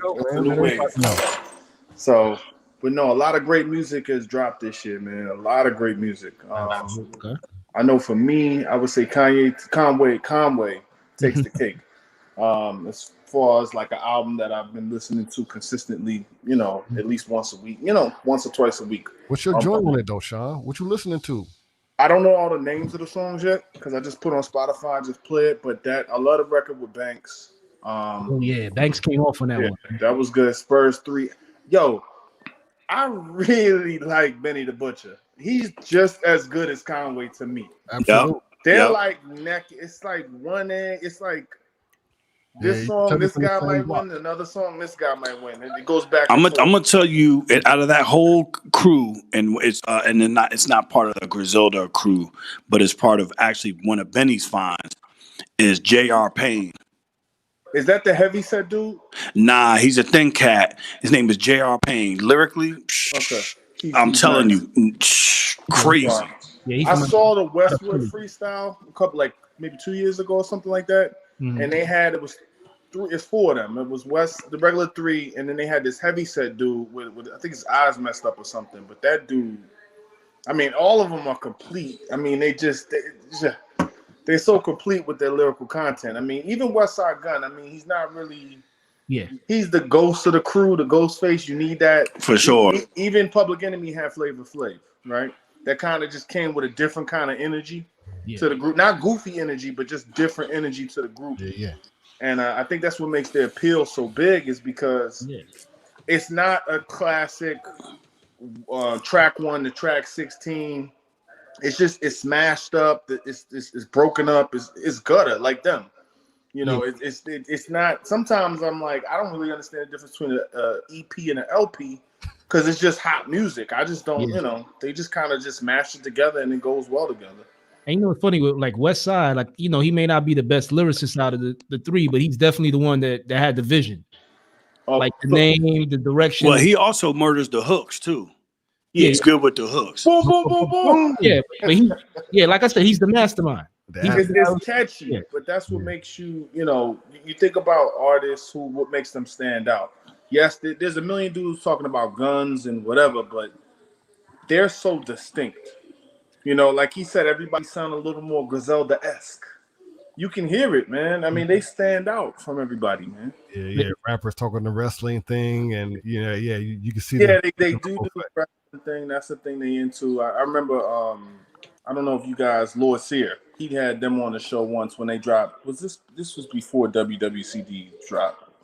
But they were just in the studio talking, and I mean, they grew up. They're real people. They like wrestling. They really watch it. You know, they gutter, but they normal dudes. You know, for the most.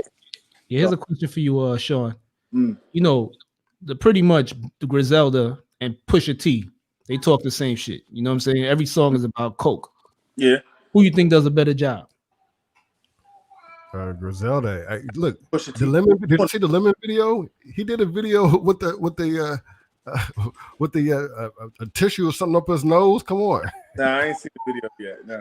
Let me tell you something. The videos are so weird because I feel like once I left high school, I'd be like, oh, they got a video for that? Like, it's like you know all the songs and the music, but I can't tell you the last time I sat there and watched a music video. You know, it's rare. But in terms of that type of talk, I mean, I've met Pusha T before. Cool cat, real cool. Met Busta Rhymes before as well. Cool, humble dude. These guys, I think they come from an era, and that's more you guys' era. People that were probably teenagers. He said y'all are old. Nah. But y'all were pre-teens in the 80s. So y'all lived through it, right? Yeah. To was a particular era in the game, and that nostalgia is what people kind of gravitate to. That's why people like Jay-Z so much. Yeah. We all know selling drugs is bad. It's it's wrong. It destroys our community. But I think people respect people who went through the trenches and came above it. And I think that's what we like in the appeal in all these guys. They made it through the storm and they on the other side. You know, they did their I guess they didn't go to college, but they crossed the burning sands in a sense through the streets. You know? Yeah. That's how I look at it. Yeah, we had DJ Rags in there that said, are there any drums on the beat? Like, how do you feel like when Griselda raps over songs where it ain't really a lot of heavy drums, where it's more sample driven? It's more lyrical. It makes you pay more attention to the lyrics. It brings out the lyrics more.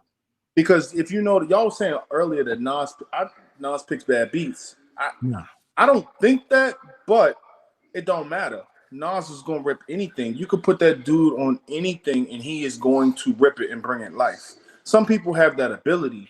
And then I think where people don't like the down south artists is because the beat carries them, not the lyricism. Yeah, because I remember Ghostface on a Supreme Clientele album. He had a joint called Stroke of Death, which is just like, I mean, maybe Architect remembers the Wu was a little bit. Hey, but look, I think that's a misconception as well. I think it just depends on the angle that you're listening to the hip hop, right? So yeah, if you want to talk about like radio or whatever that's being played in the mainstream, yeah, you could say down south the beat carries the artist. But I know right now that I'm sitting on a gang of stuff from some cats from South Carolina. Yo, that'll tear your head off. Listen, this young boy Nick Grant, out of South Carolina. Nick Grant is fire, man.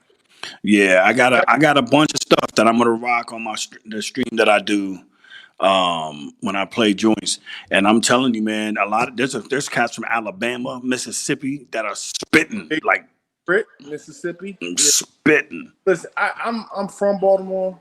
I lived in Atlanta for 4 years. I was there from 18 years old to 22 years old for 4 years of my life, and when I went down south, that really opened my eyes to Southern music. Because everybody I grew up with, they like 3 6 Mafia. And I'm like, I don't want to hear this. You know, I liked all the New York music. I thought that was more lyrical. I thought it was better. And then when I got down south, I realized I've been missing out. There are a lot of guys with talent. They just don't get showcased. You know, you got past Andre 3000, the Saha, the Princes. You got guys who are really lyrical, who putting out some quality music, but they get lost in the shuffle because you get pigeonholed either as like a lyricist or a radio artist. And there's so many different lanes, man. I wish we just categorize hip hop a little bit different. They're West Coast cats that's killing it. Yeah. And that's been like that since the beginning. That's the thing. But music is regional. Unless you got internet radio or satellite radio, you really don't get to hear what the other regions have to offer. You know, I think a lot of people started listening to Nipsey late, but I've been on Nipsey for a couple years now. You know, but even satellite radio's gotten to the point where they play the same shit over and over. but it's the same shit from different areas, right? I listen to it, and I'm like, even New York. Hear that on local radio. There's a lot of New York heads that are just doing the same shit that South is doing. You wouldn't even be able to tell. You'd be like, oh shit, that guy's New York. Like A Boogie with the hoodie, he sounds like ASAP Mob. A lot of them sound like Southern artists to me. I mean, they're different. Well, you know what's funny about them is like they still hold true with their New York roots, but they even said it themselves. They said they wasn't able to get play in New York because they wasn't doing down south shit. So what did they do? They started doing down south shit. They started connecting with down south heads, and that came full circle back around and brought them back into the city. Okay, ASAP. Yeah, that whole crew. They were saying like they were doing the classic NY shit, but because the way that the stations were formatted, they wasn't playing that shit. You know what I'm saying? So they had to leave the city. Badass get play up there though. What's that? Joey Badass. Eventually he broke through, but for a long time it was if you didn't play, and even with that, like he still don't get the love he should get. You know what I'm saying? Yeah. Yeah, no, I listen to these guys. I mean, to me, what I love about satellite radio, I'm a big fan. I mean, there's not too many things I blow my money on, but I will spend some money on some music. I got my Spotify subscription. I got my Sirius satellite. Man, I'm gonna tell you what. For a head, if you a dig, like I dig, man. Like I'm always researching. Bandcamp is a hell of a resource, man. What's that? It's a website? Yeah, Bandcamp. Go to Bandcamp. It's all underground. Like it's cats that's serious about their craft, but ain't even on the radar. Okay. And it's just a central hub. And I'm telling you, like the amount of shit you'll stumble on. I mean, you find some stuff like whatever. But there's a lot of dope shit on that site, man. Okay, I had to check that out. I remember you saying last week the Wiz Khalifa opportunity that you guys didn't take. Yeah, that was you don't know who's gonna blow up. Exactly. Yeah. I mean, but I love the variety of artists. I mean, like, cause I'm gonna tell you, those years in Atlanta shaped me liking a lot of the Southern artists that I do. I do like some of the garbage music that people call garbage. I like the trap stuff too.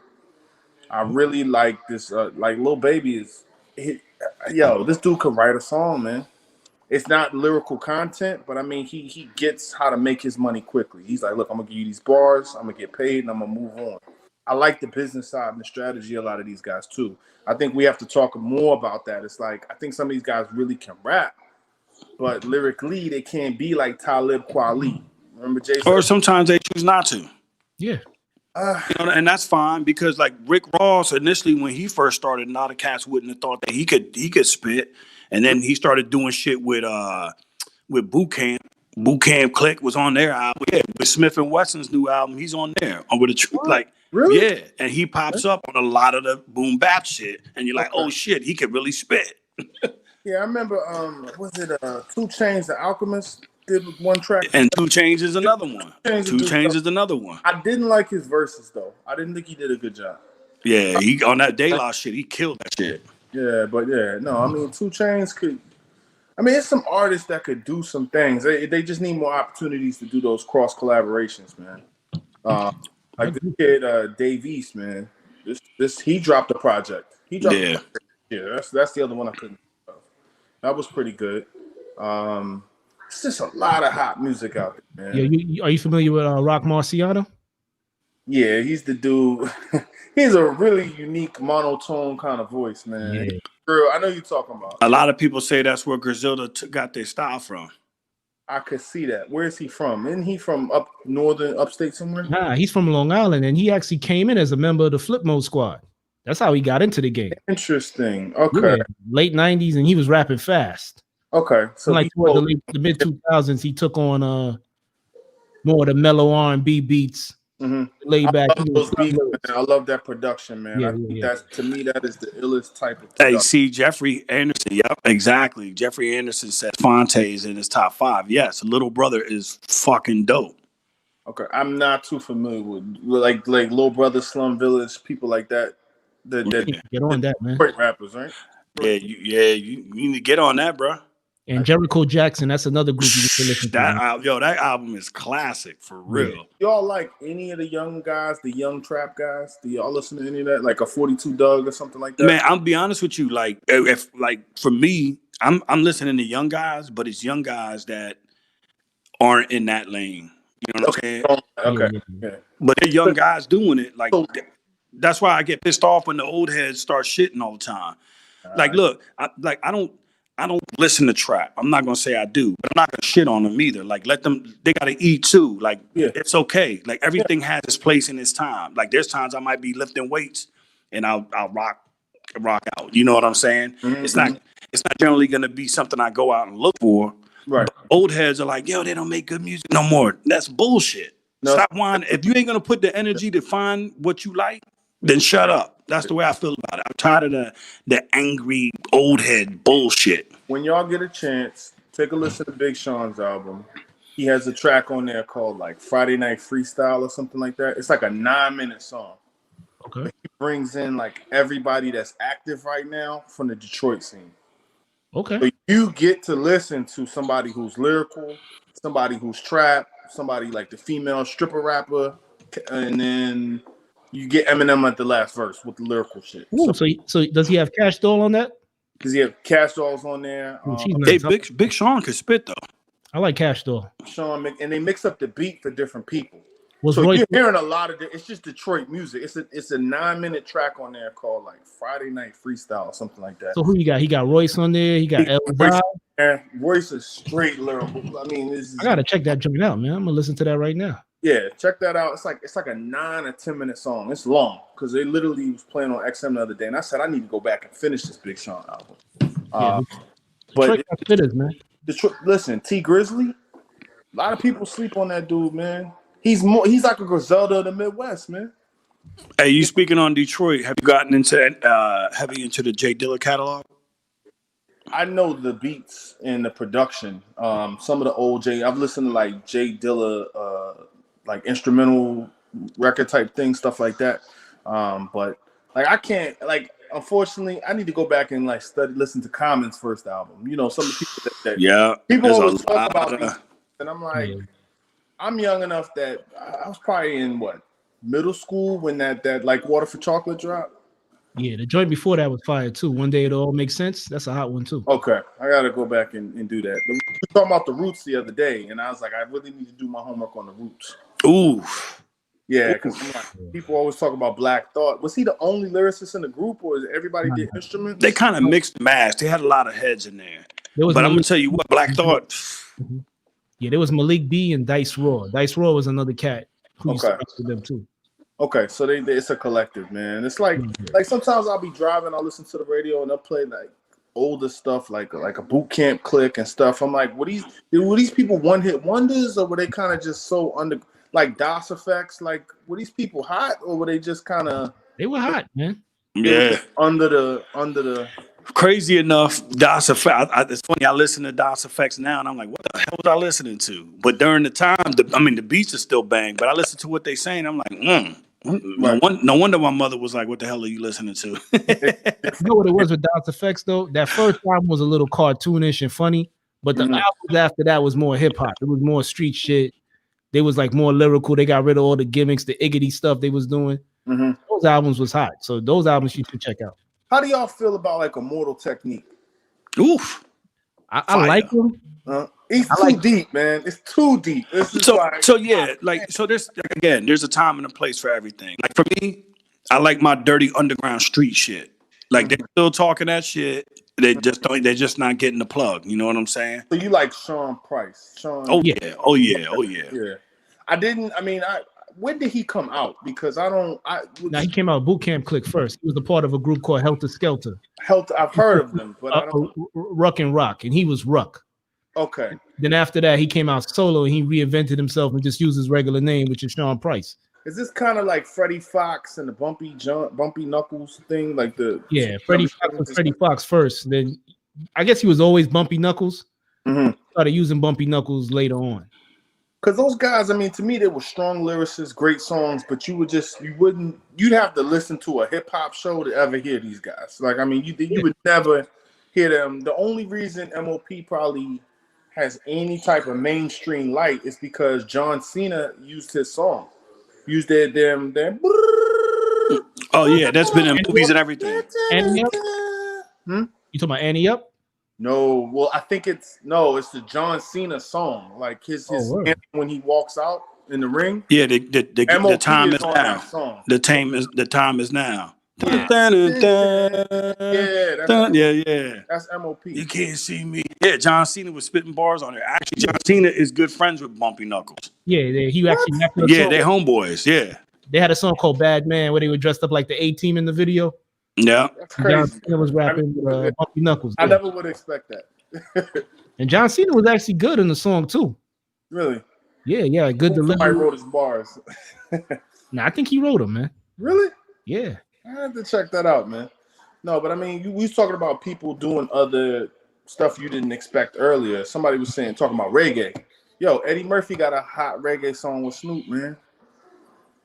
Oh, I think y'all just paused. Y'all don't even know what I'm talking about. I know what you're talking about. I know what you're talking about, but you know, it's Eddie Murphy. You know, every time I see him singing, it's Eddie Murphy, so I can't take it serious, man. No. That song was smooth, man. I mean, Party All the Time with Rick James. You going way back. Yeah. This is actually like from somebody who listens to reggae and soca. I actually listened to that Eddie Murphy record. I'm like, this is a good song. Heavy D got one too, man. Go check it out, man. Heavy D got the reggae record, man. That joint's smooth, man. A lot of people don't know about that, man.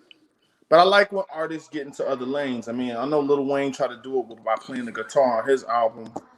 Yeah, no thanks. No.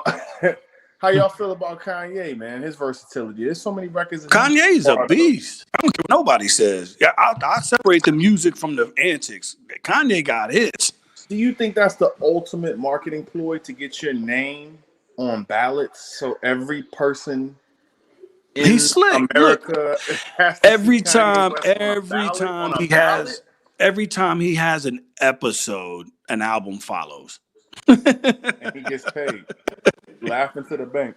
Yeah, I agree with the Brian right here. He said back in the day the radio would play a little bit of everything. You would hear Helter Skelter, Mary J, the Buster, to one hit wonders, which is true.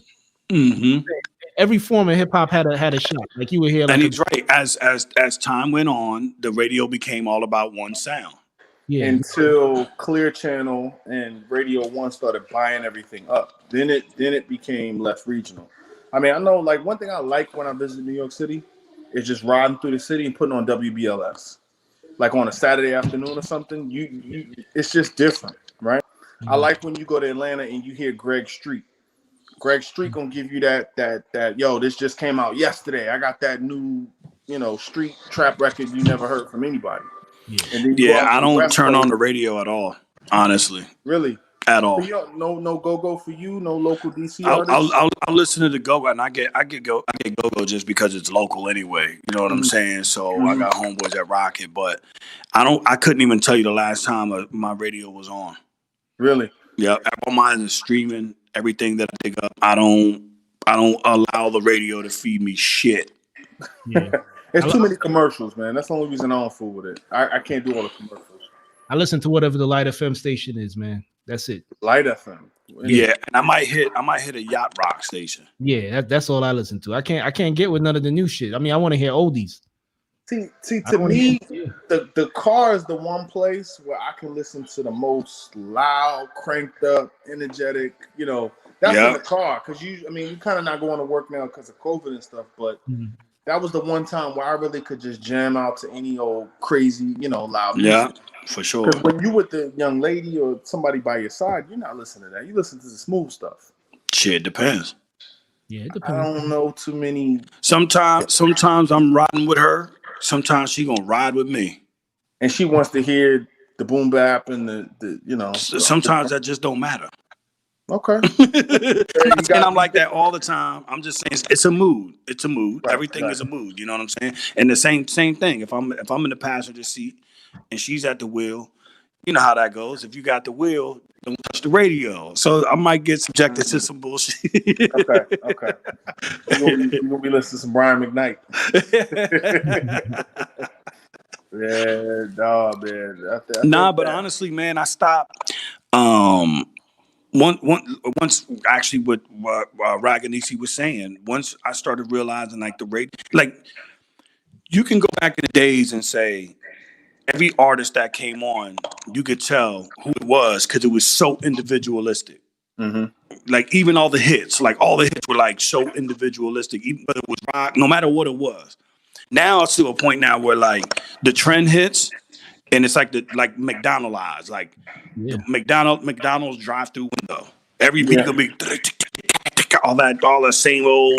You know what I'm saying? Like I don't know. Every once in a while they'll throw a curveball at you, but for the most part it's like okay, all right, okay. So you want more creativity? Yes.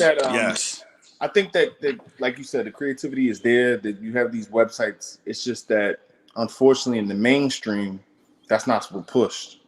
They don't. Definitely and that's intentional. That's by that's not random. Oh yeah, for sure. We can control the artist. We can control the image. It's called programming for a reason. Yeah, with television, TV program, programming, radio programming. Yeah, they're trying to get you in a certain mindset, but it's just up for us to break it. I mean, like I think about Kendrick Lamar. Kendrick to me is one of my top 10. Kendrick is nice. My top 10. Kendrick is nice. A lot of people are like, yo, there's too many people ahead of him. In fact, my daughter was tripping out when he had the what was the album with Loyalty? Recent Damn. Yes, that album is classic to me. Good. That album is incredible to me. So I'm not totally against everything that's on the radio. I'm gonna pick and choose, stuff. But yeah, no, he's nice. Well, Big Sean is nice because he laced creatively his features. So his features are gonna be the radio jams. And his lyrics is nasty. He can and his lyrics are hot. But when he gets on the album, he's gonna take you through a storyline. Yeah. And that's how he went to Pulitzer. Yeah. Because he's just doing things sonically that are just I think he was saying that Damn album was actually if you play it from the last song and play backwards, that's the story. Yeah. That Damn album. He was saying that if you listen on Spotify, they have a version that you can play that's already set backwards. Yeah. Yeah. So I mean they do little I like that. I like Easter eggs, man. That's what's missing. I think with a lot of young guys, they don't do the Easter eggs as much.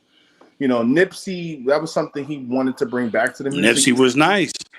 But Nipsey group is like my age group, and like the guys he looked up to were the Jay-Z's, the Nas, people who put albums out in a certain kind of way. So he wanted to do something different with his marketing. That's why he had that Proud to Pay campaign. He's like, look, I'm gonna give you music for free, but in case you do want to pay, this is what we're about. And I mean, he was something special coming up in the game. Another one too, and that it's not wouldn't be my cup of tea, but me and my daughter have these conversations, and she'll be like, "Have you heard of this?" Mm-hmm. Was the cat? What is the young cat? XXX. Pop Smoke. Extension or whatever. Triple X, Tentacion, whatever how you pronounce it. But I went back after Yes, and I'm like, yo, he's young. Yeah. I think though what he was doing though, I think he teetered on that line like Odd Future, where his lyrics were borderline like, yo, what is this? Is this horrorcore? Where is this rap? Like he kind of teetered on that line. So some of the abusive lyrics towards women and stuff like that. I think a lot of these guys, they know they're just trying to be edgy. And they're trying to find where can I push that line without going. But he also spoke his truth too. Like there's a lot of stuff where you listen and you're like, yo, this dude, he's going through some shit. Like people looking at it as music. Like me being a lyrics guy, I'm paying attention to what's being said. And there was a lot of shit that he was putting down. And the music was great. And I'm like, yo, this dude really dealing with some real shit. Like he's got real problems going on in his head that a lot of people don't, they buy the music and they love this song's great. I'm more like, where's he coming from? You know what I mean? But I think that's part of the art is to catch you, bring you in, and then once you get in the ecosystem, mix it up. He got a record with Joey Badass that's pretty fire. Yeah. Okay. That one's pretty dope. But Joey Badass, another young one. He's nice. He's carrying the torch well. Yeah. He is. I think he kind of he put waves in the air when he said his album's as good as Tupac or something. He made some comment about Tupac on Sway in the morning, and Sway was like, "Pac." He was like, "Yeah, Pac."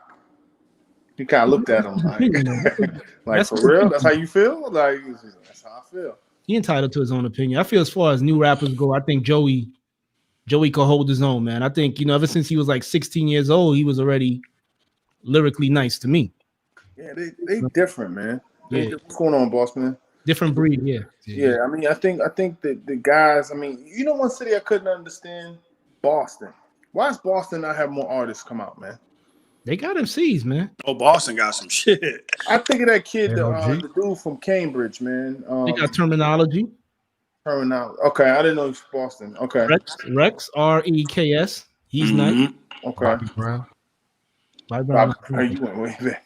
Hey, Jeffrey. It's a guy that Jadakiss has signed, man. I think he's on Jadakiss. It's a white kid. Sped or something like that. You mean Slang? No, his album's called like Sped or something like that. It's a play on like he got bars, man. I can't think of his name, man. He's white dude from Boston area. Yeah. Terminology.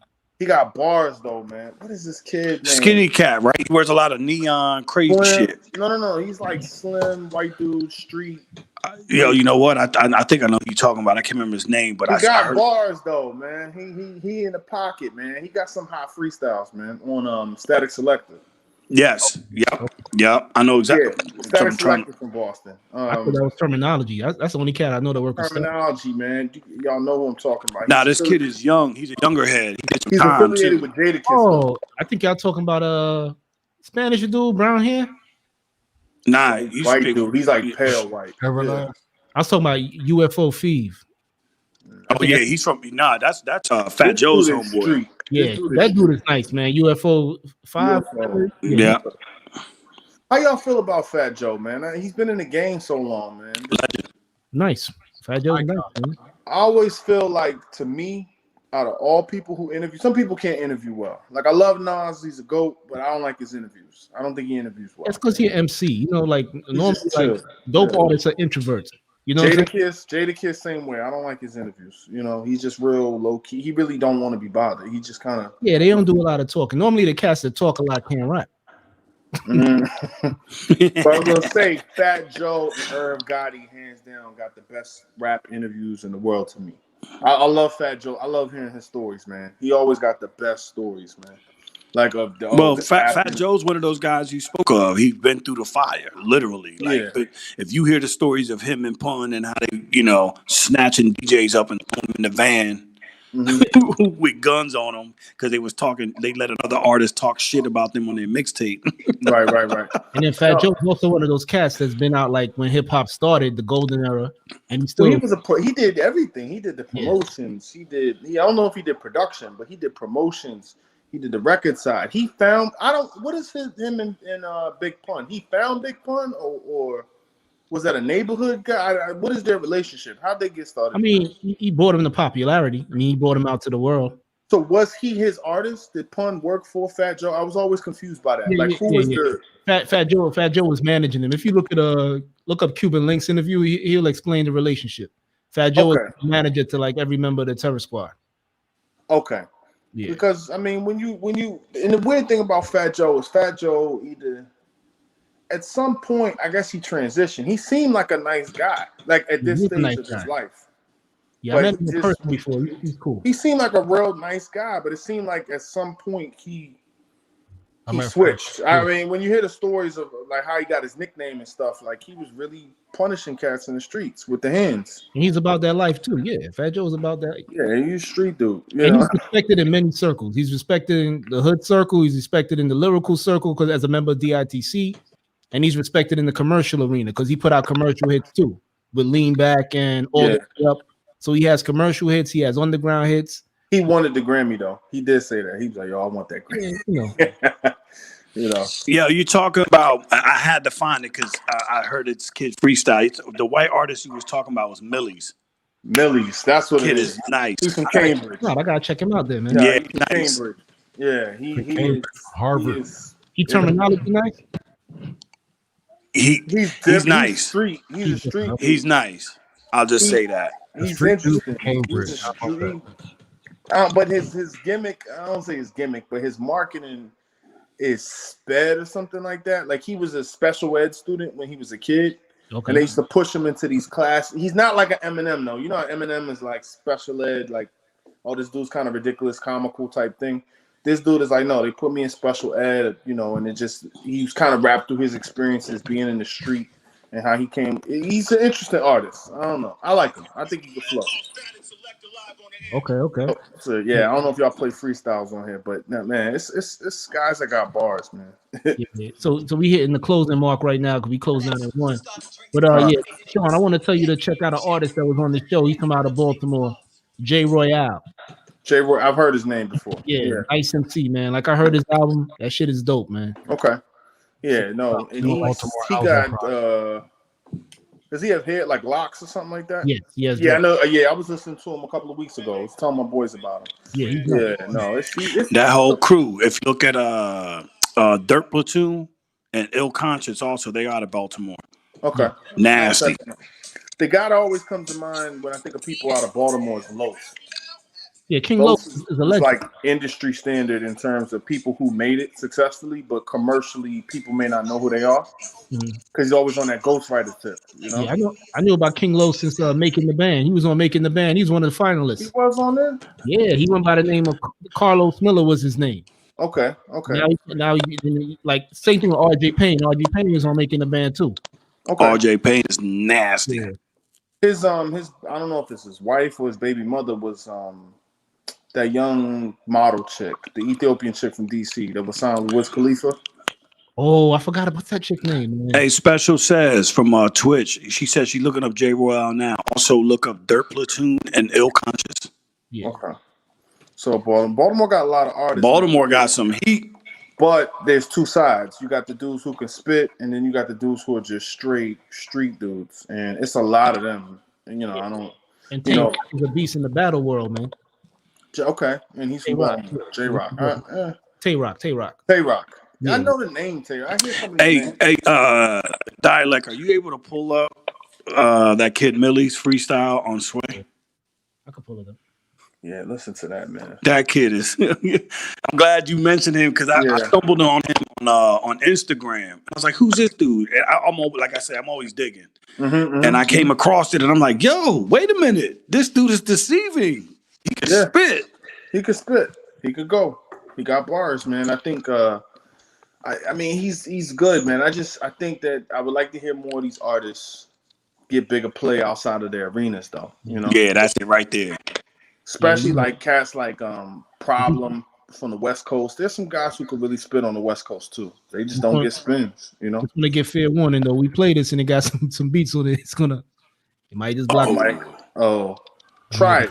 Just see what happens. I don't. Yeah, we had to close, so we'll just edit it out. Okay, all right. This for the live. Everybody to get the new project Blanco 2. Y'all probably not hearing that, right? Y'all hearing that? Yeah. Yeah, we're good. Okay. It's the moment you've been waiting for. We here. We got to know him behind the scenes, but now we about to get to know him behind the mic. It's a Sway in the morning. I get our MCs that come to me and beg me that they can't. God, I don't want to rap this time. I want to make it special. I want to make it sped. That's not a, anyway. That's special. Now, sped is still special. I'm with you. But now you are walking into the valley of the hyenas. This the truth serum right here. Or they'll go to all those other platforms and they'll talk to you about shit that don't matter with the truth serum. But can you spit bars? Boston, Cambridge, Brockton, Massachusetts, Millie, Sway in the morning. My headphones right here. Yeah. 845. Sway, let's do it. Look, Santeria flows. Just that like it, then you buy it. I need 3 of those.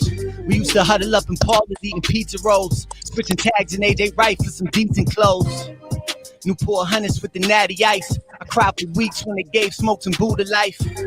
Cause they was just kids without a paid attorney. They had the wrong skin color to persuade the jury. Father God, I was lost, but I'm finally found. I cut a couple dudes off because it's a grimy town. People that talk bad about you, so you come around. They smile in your face and like what happened to the frowns. Clowns, fuck it, protect your energy. I got way too much integrity for this industry. Cause really they ain't pushing shit unless it's gimmicky. Meanwhile, I'm trying to paint a picture vividly, lyrically.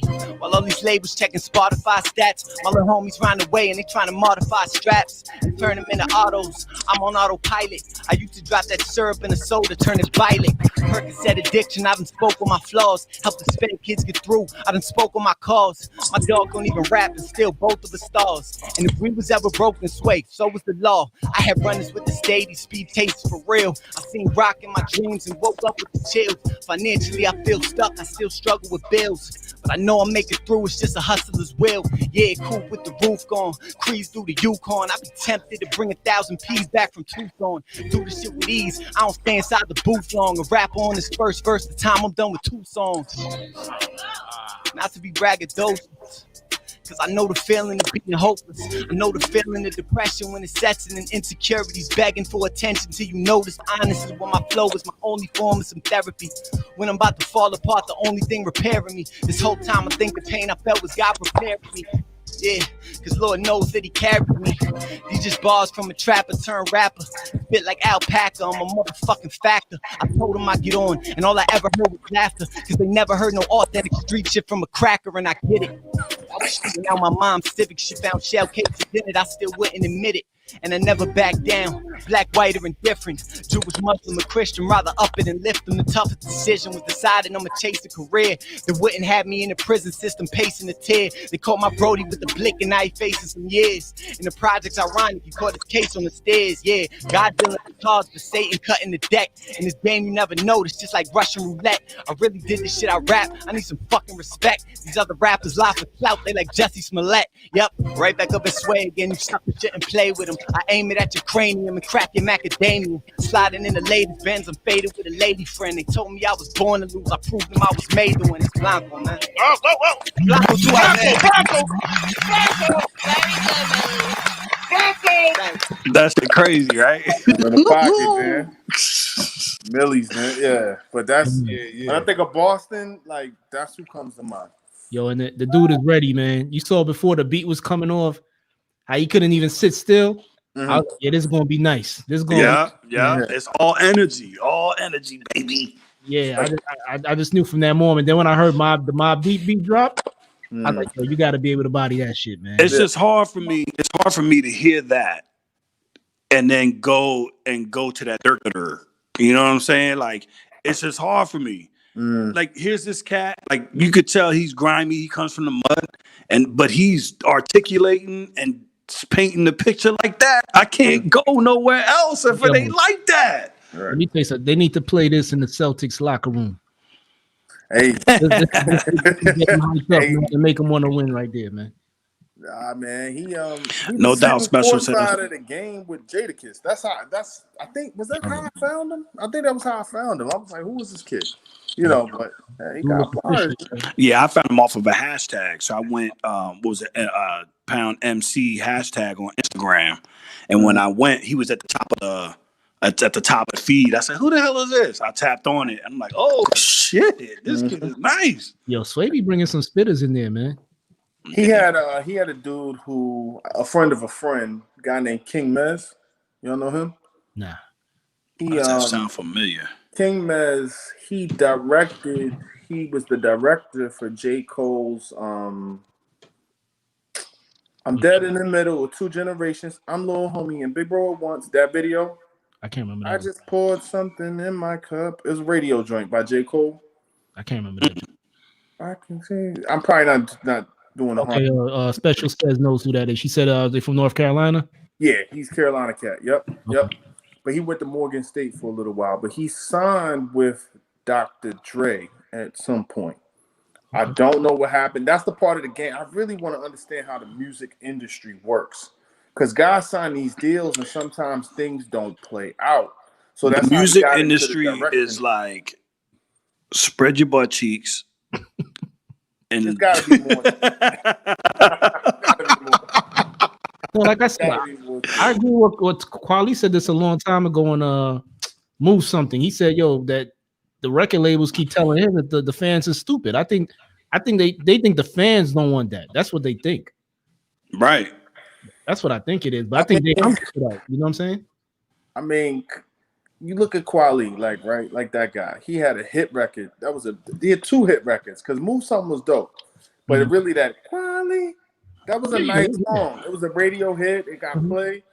Why didn't he make more music like that? Like a combination of that. Like I always say this, man, the industry changed like towards the late 90s, maybe more early 2000s, because the late 90s, a Black Star dropped that Black Star album, which is Most Def and Talib Kweli. Most Def dropped Breathing.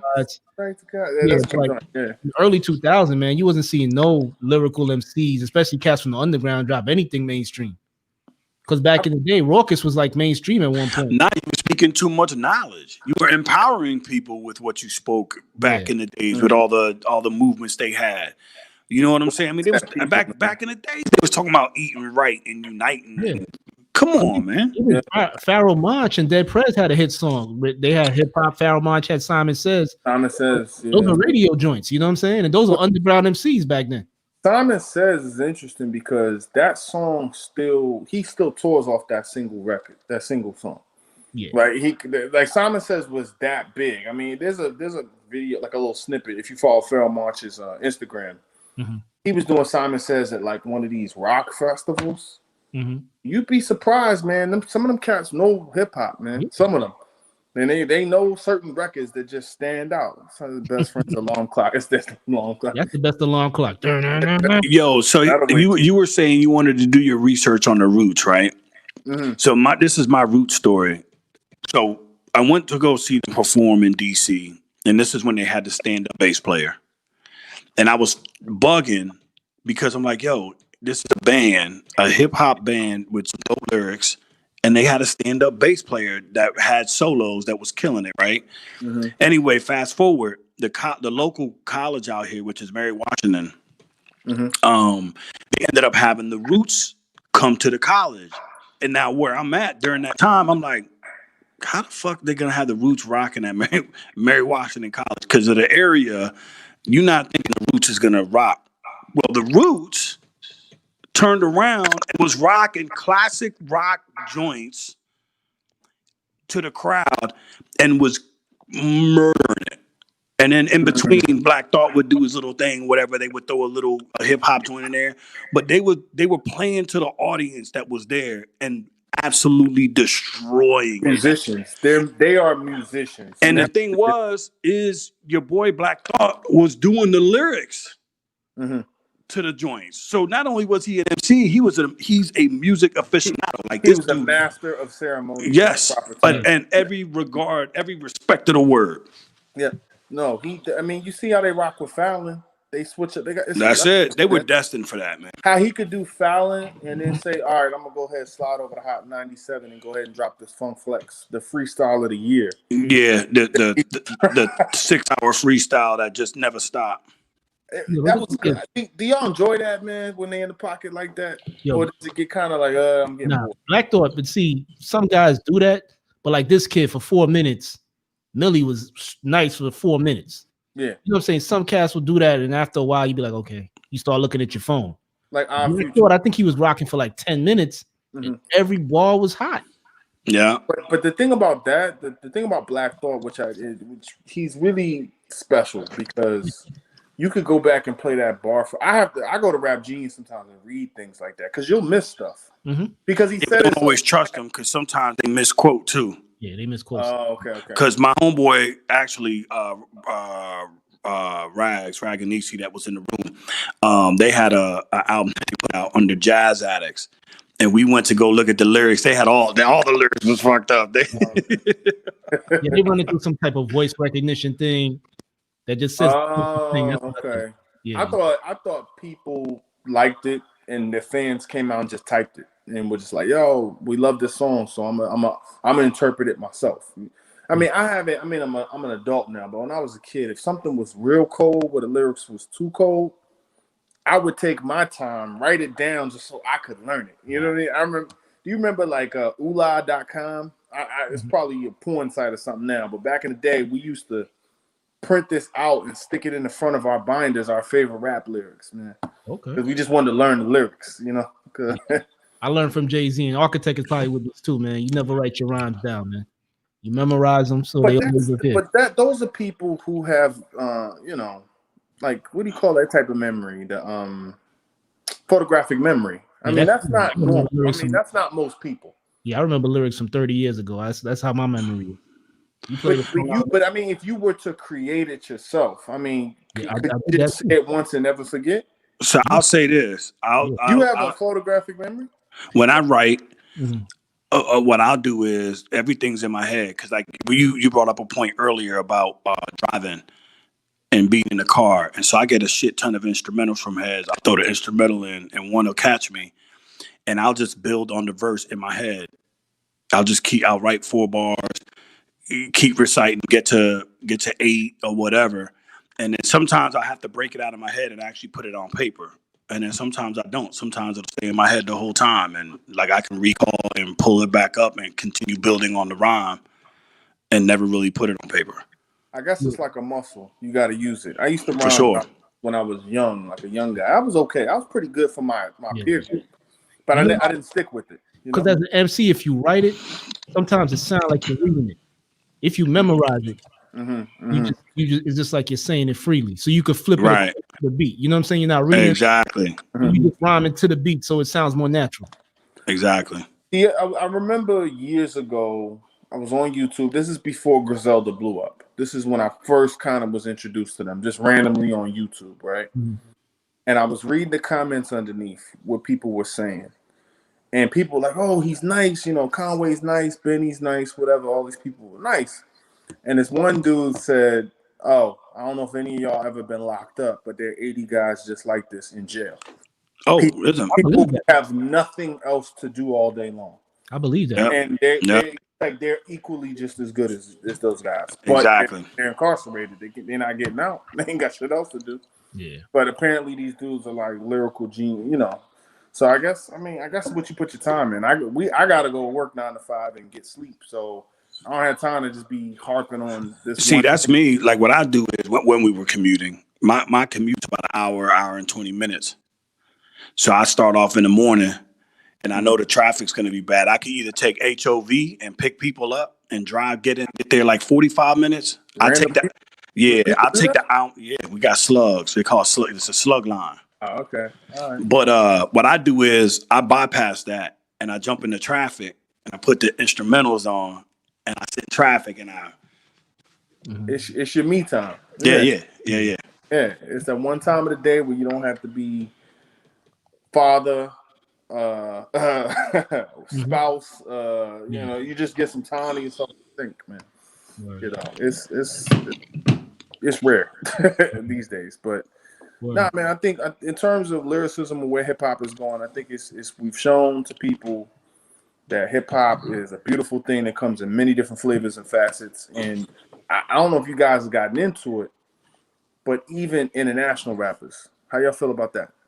Oh shit! There's just as many sick. There's so many dope MCs overseas too. It don't. I mean, mostly Canada. You know what I'm saying? Oh, Drizzy Drake. No, Canada got like before Drake. There was always been like an underground scene. Cardinal Official. Oh yeah, he been around for a minute. Eternia. There was what's the other cat? Socrates. I don't know Socrates. Yeah. Yeah, them cats was all nice, man. Rascals. What's the dude's name, man? A couple of cats. It's a lot of dudes. The battle rappers. A lot of them from Canada. They dope too. What about England? Across the pond. Anybody stand out to you? I like Lady Lejour, I think is her name. The chicks that they could flip reggae and lyrics at the same time. You know, like in London, their slang is like a West Indian type of patois. So I kind of like those MCs that could flip it, do like jump to the reggae shit, then jump to the lyrical shit. So I like that. Yeah, like Skepta is one of them cats that he's Skepta. He sounds Skepta's talented, man. Yeah, he's nice. Yeah, I was a real big fan. I remember like when I first got into like listening to streaming radio and stuff like that. I used to listen to Westwood constantly on BBC One Extra. Oh yeah. And he literally would bring out these guys who were just, I mean, first of all, he was playing all the hot new hip hop that wasn't even getting played here by our own DJs, right? And then on top of that, he would bring in these local cats like Chipmunk. I know Chipmunk. He changed his name to Chip. He was briefly signed with Hustle Gang with T.I.'s crew. I don't know what happened with that. Okay. Who else was banging? Your boy, he's on Top Boy, Kano. Okay, yeah, them cats rap. Yeah, I mean he got bars. It's just British. I mean they slang is different. The cat who played Deshane, he's pretty good too. Deshane, the main cat. The dark skin. So he's a rapper. He is a rapper. Yeah, he was. I didn't know that. Get Rich or Die Trying. Ashley Walters. Yeah, he was in Get Rich or Die Trying with 50 Cent. I had to go back and watch that movie. Okay. Yeah, he was the kid in the wheelchair, the Jamaican dude in the wheelchair. Ah, okay. Yeah. Did he have what kind of accent? He had I guess a Jamaican accent. Jamaican accent. Sean, yeah, we gotta wrap up. You know, we like. Oh, my bad. Real bit. So yeah, anyway. well, thanks, man. Always, call in, man. I appreciate it, man. It's always fun with you guys, man. Ain't too many people I can just sit there and talk hip hop to. Yeah, man. No doubt, man. Yeah, man. So, all right, fellas. Have a great week, man. You too, man. All right, peace. Peace. All right. Gotta wrap it up. I'm at Dialect 718. Wrap it up, B. Yo, the Architect 7. You can find me on Instagram and on Facebook. Yeah, you can find me on Instagram and Twitter on Dialect 718, Hiphopcitizen on Twitch, and Hiphopcitizen on Facebook. And then you got Don Juan D-Mac. Yeah. On all, what is he? With Hiphopcitizen on all platforms, I do believe. Platform. Yeah. All right, All y'all. right. Good night. Until Monday is our next show with DJ Rags. Jazz Addict. Not Jazz Addict, man. Addicted to Jazz. He's on volume 9, bro. Yeah, man. That's gonna be a hot one coming up on Monday. Then we got Architects Gems. What's that, Wednesday night?